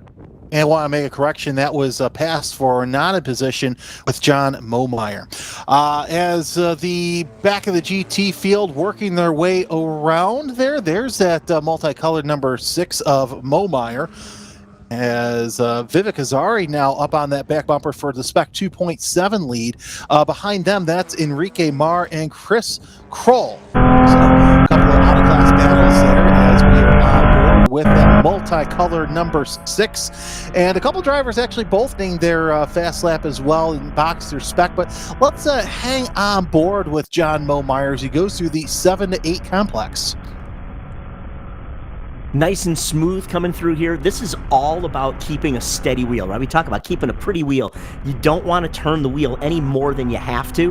And then as you come into turn 9, everything tightens up. It's a decreasing radius corner, so you've got to bring that car around as you come onto the front stretch, squeeze on that power, and rock it up the front straight. Yeah, and of course, it's interesting seeing the uphill rise heading into turn number 1. It's just so cool to just watch the elevation changes through here. And although the track looks smooth, you see the bumps that these cars are going over right now, making just the car a little unsettled. Yeah, and Momeyer knows what he's doing. Look, he's been racing since 2005. He's actually, for those you don't know, he's actually a Porsche Owners Club president. So he's out there racing, but he's also one of the hardworking guys behind this whole program. And John, he started off running a car that you and I are both familiar with, an I-44 Spec. Yeah. And then he's been basically in the Boxster since 2015. So he's very familiar with these cars. Well, they're fun cars. I mean, clearly you can see he's having a great time. It's a big momentum car. It's all about keeping your foot in it, because if you lift, that 2.7, it's not the biggest motor, doesn't make the biggest power, but you got to make the most of it with your driving. Yeah, definitely. As also another thing that Porsche Owners Club does is they do a sim racing league that is Monday nights. You can see that on the GSRC channel. Of course, John's very active in that. We're on board with Phil Town once again as Town running looks like the fastest lap of the race with a 30.3, trying to catch up to the third place Azores in the 2:16. Yeah, coming up the front stretch again. Even it's the front stretch, you can see the bumps as they're working hard. I like this camera shot too. You can kind of see out the back of Town's car as Town gets around Zoris. And actually gotten around Zoris, now trying to catch up to Bill Durant, who sits in second place right now in GT5. That's about a 1.4 second gap. So we'll see that close in. Of course, right there you also see Vandershoit, your GT5 leader. So GT5 starting to really heat up here as we get started in this race. Half second also separates 1 and 2 in Boxster Spec. So no matter wherever you look, John, there's plenty of racing, which is no surprise with the momentum class. Nope. In fact, speaking of Boxster Spec, I'm taking a look at lap times right now, and Rob Walker in second, running faster than Hayner. So we got to keep an eye on that one to see how those guys are going to start closing up the gap. And of course, we're also watching this battle for the Spec 2.7 lead as Momeyer trying to do his best to keep Hazari behind him. Right now, those are the only 2 cars in this class, but it is a newer class, John, intended to, at some point, replace the most popular Boxster Spec. Wouldn't be surprised in the next couple of years to see more and more drivers go to the 2.7 Spec. Of course, Hazari is also a POC Performance Driving School Director, and he's only been racing 5 years. Wow, that's wild to see. But that's kind of the one of the great things about POC is that you can come in. You've never been on a racetrack before, right? You can start doing HPDE type things. You can come up through the ladder. There's a ladder system. You can get instruction. You can get on track, and you can learn how to do this. And next thing you know, you'll be wheel-to-wheel racing just like the folks we're watching today here at Willow Springs. Well, here's the thing, too. Hazari actually doubled his wheels, so now he's running 4 wheels. He used to run 2 wheels with the Willow Springs Motorcycle Club in 550 Superbike, 400 Modified, and Lightweight Battle of the Twins. Back on board with Phil Town as he chases chases down the leader, Carl Vanderschoot, in GT5, and I think that this battle for GT5, John, is catching the back of the Boxer Spec, so things are going to get a little spicy here. For sure, with traffic as you come up the hill. And by the way, I love that in-car shot as we come up. You can really see the elevation as you come up turn 3 and 4 as you'd head up towards the Budweiser party deck up there. Which is a fantastic view, as you get to see everything going on through the whole track. That's the highest point of the track, not to mention that's one of the slowest parts of the racetrack, so you really get to see who's doing what and being where. Looks like got a battle for position near the back, and I think that's part of the GT5. Let's see if we can get a shot of that when they come around, as we are seeing the GT5 battles work their way through the slower Boxer Spec traffic, which you kind of got to expect that because they're running about a couple seconds faster than that portion right there. But everybody slicing and dicing so far. Still got Hayner and Walker leading 1 and 2 with about 8 laps to go. And I love this multi-class racing because it does make you think. You can't just manhandle your way around and just throw the car in with abandon and hope for the best, right? You've got to be able to read the traffic, see who you're catching, and see where you're catching them, and then make things work in accordance. It's a great mental game on top of just, getting your foot to the floor. And of course, you really got to balance your foot with these momentum classes, because you can really mess up really quickly, as something can just go wrong. One tire off and you're going to lose 2, 3, 4 positions if you're lucky, as we're on board with Bill Durant. Great to see this on board right here as he works his way through turn number 6. Durant right now, as we take a look at our timing screen, sits a little further back in the pack in GT5. He's got Bob Chang ahead of him right now in that number 727 yellow Boxster and Boxer Spec. Love watching the in-car camera, old-fashioned, stick shift, H-pattern shifter. All these fancy cars have all got paddle shifters these days, but not in this one. Here you are a fully involved driver, heel and toe shifting, up the gears, down the gears. You got to take your hand off the wheel. It's bumpy as you come up onto the front stretch. You can really watch Durant working here. Yeah, you don't need to worry about that PDK that's in those fancy ground pounders that we see in the red class. Of course, battle for position a little bit further back. That looks like between Robinson, Zoris, and Ray. So you got 2 Boxer Specs and a GT5 there within that battle, as Durant slicing and dicing his way through traffic. Love how they work the traffic there. This is such a great corner here, too. Again, there's so many big sweeping right-handers here at Willow Springs. We talk about how this is such a fast racetrack. You have to be committed. I love staying with the in-car because you can really see the elevation. And the other thing we talk about an awful lot is how so many of the corners here are completely blind. And it's one thing to watch from these outside cameras, but boy, when you're sitting in the car there, you just can't see around. You have to know that you're doing the right thing, believe in yourself, and commit. Go back to turn 1, 2, because that's where the battle for the lead is right now between Hayner and Walker as they work their way around turn 1 through turn number 2. Look at how close Walker is right now. Oh, he's back to stalking. He's back to stalking. Yep, and Maidment's not that far back either. And while this is good stuff. Oh, look at the bottom, too. You see the little Herbie the Love Bug there. And also what I like about Rob Walker is, because he does these onboards with Pro Racing, you see the telemetry there. So we see what he's doing speed. You see the input of the gas and the throttle there. Love it here, coming around turn 4. We're going to go down the hill, squeeze on the power. They're full throttle through here.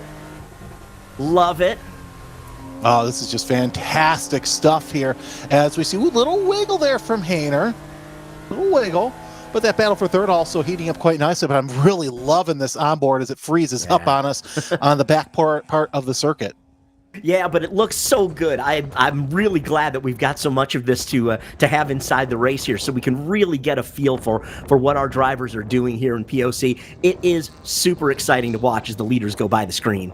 That could be Glenwood Gum in the 990, who is next on the list to be passed, as Hayner and Walker trying to really gap themselves. Look at how he's sawing on that wheel there through turn number 9. It's a decreasing radius, which means it tightens up, so you have to add more wheel. You're wide open throttle, but he's taking a look. He's using that draft. And oh wow, look at that. Well, that's great look, that is great racecraft right there. He saw that 944 was there. He says, okay, can I use this hole? Can I make a big hole for myself to get through? He just wasn't quite there, but boy, he's right on Hayner's tail. Yeah, he almost used that 944 as a pick through turn number 1, but Hayner decided to think better of it. He shoved that foot right in that front door as we work our way into turn number 3. Let's see how close these two drivers get. And it's interesting that this corner, so many lines through here.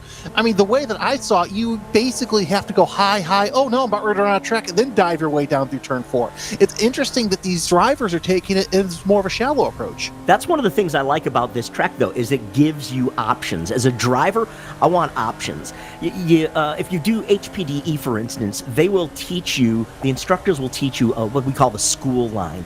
And it's a good, safe way around. It's got your traditional braking zones, turn in, apex, and track out point.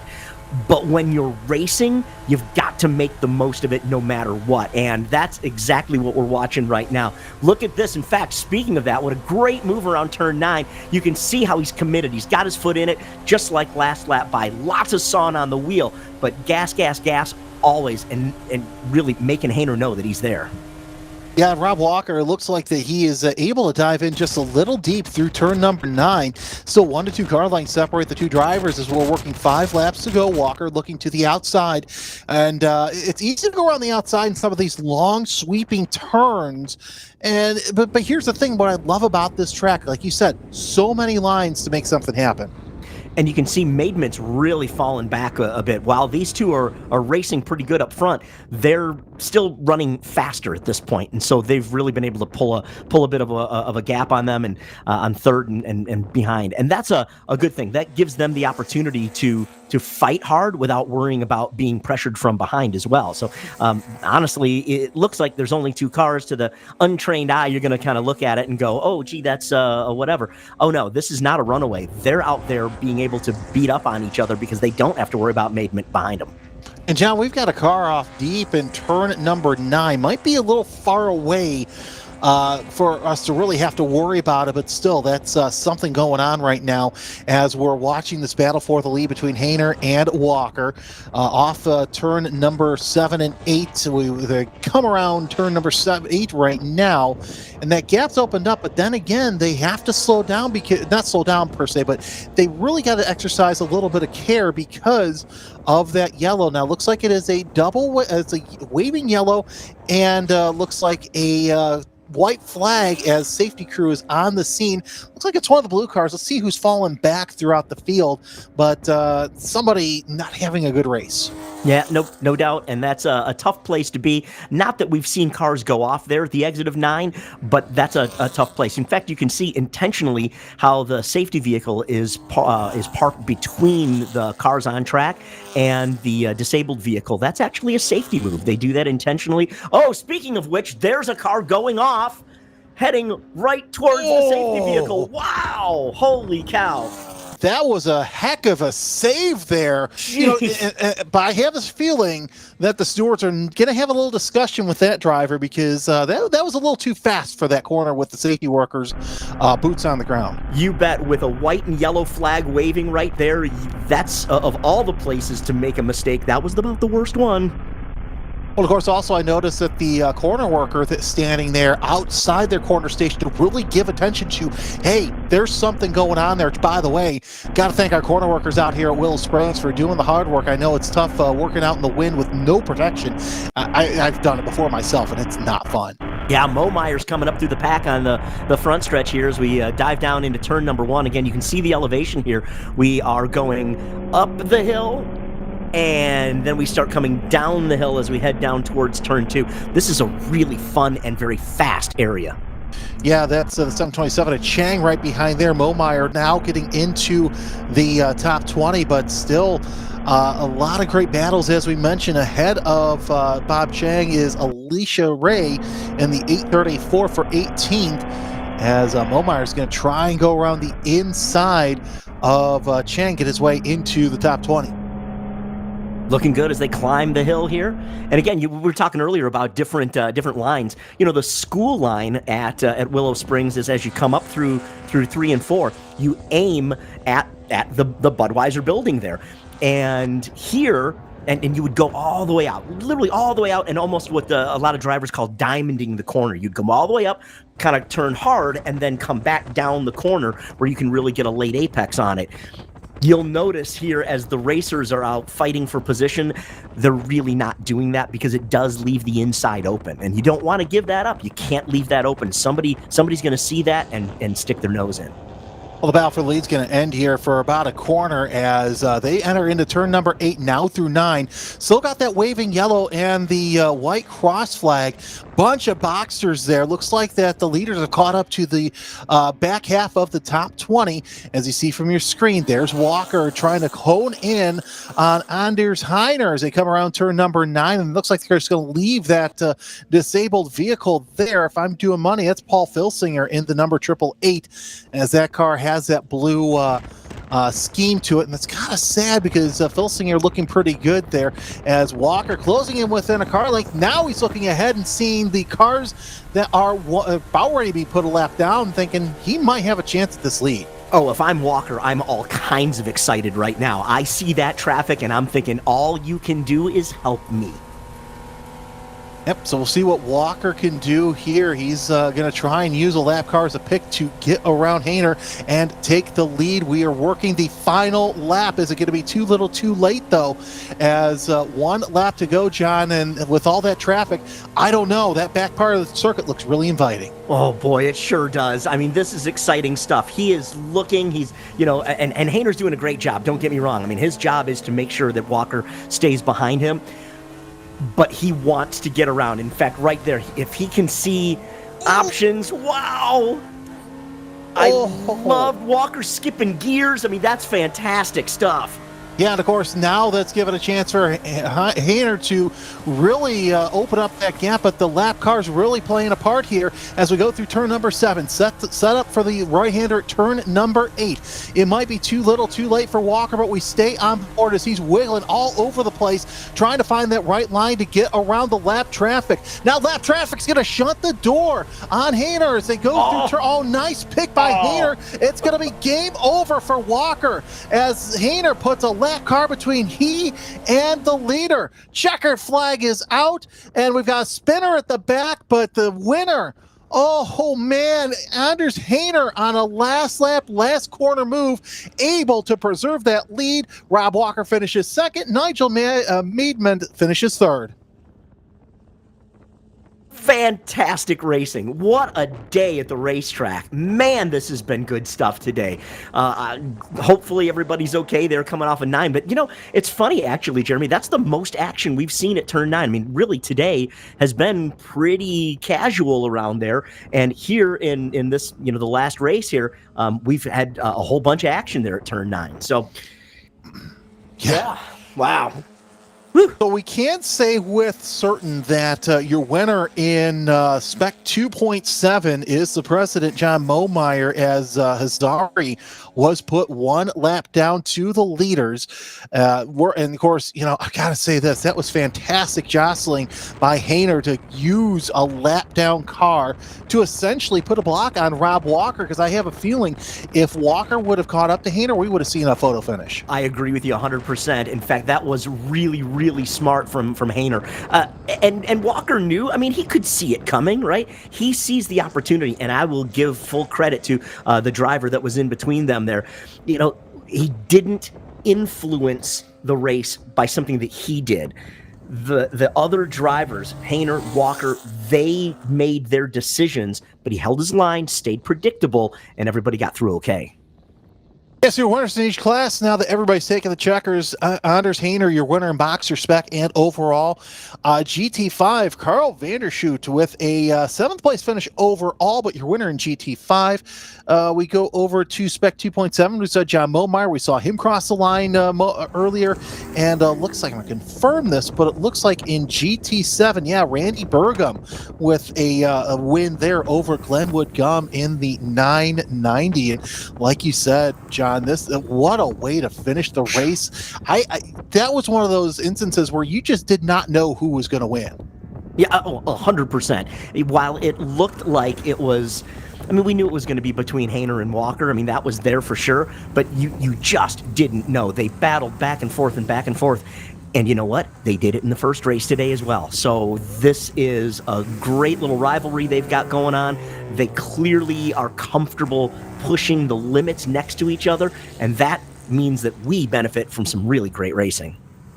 Yeah, so a great show from everybody today. Of course, now we got to go out and get the stranded AAA Paul Filsinger, which is a shame because he was great up near the front. Hopefully he can get that car back out for tomorrow, because tomorrow we've got 2 more races, 2 more qualifying sessions, a little shorter day, more compressed day, but nonetheless, either way, it's going to be some fantastic racing action.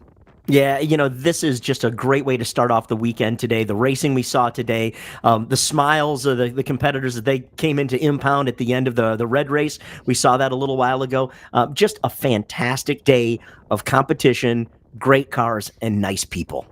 So 2 for 2 for podiums for Hayner, Walker, and Maidment. As a Hayner, your winner twice. And of course, we're going to wrap it up for the day. John, final thoughts. I am thrilled that we got to do this, that this is the first time we're able to bring a program like this to everybody. Thanks for tuning in, and we hope you have a great, enjoyable rest of your evening, but we're excited to come on back. I can't wait to do this again tomorrow.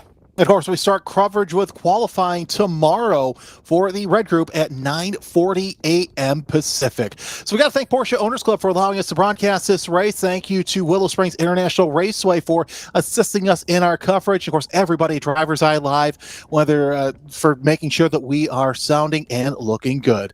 On behalf of John Hammer, I'm Jeremy Scott. Thanks for joining us. Be safe, and we'll see you on the track tomorrow morning.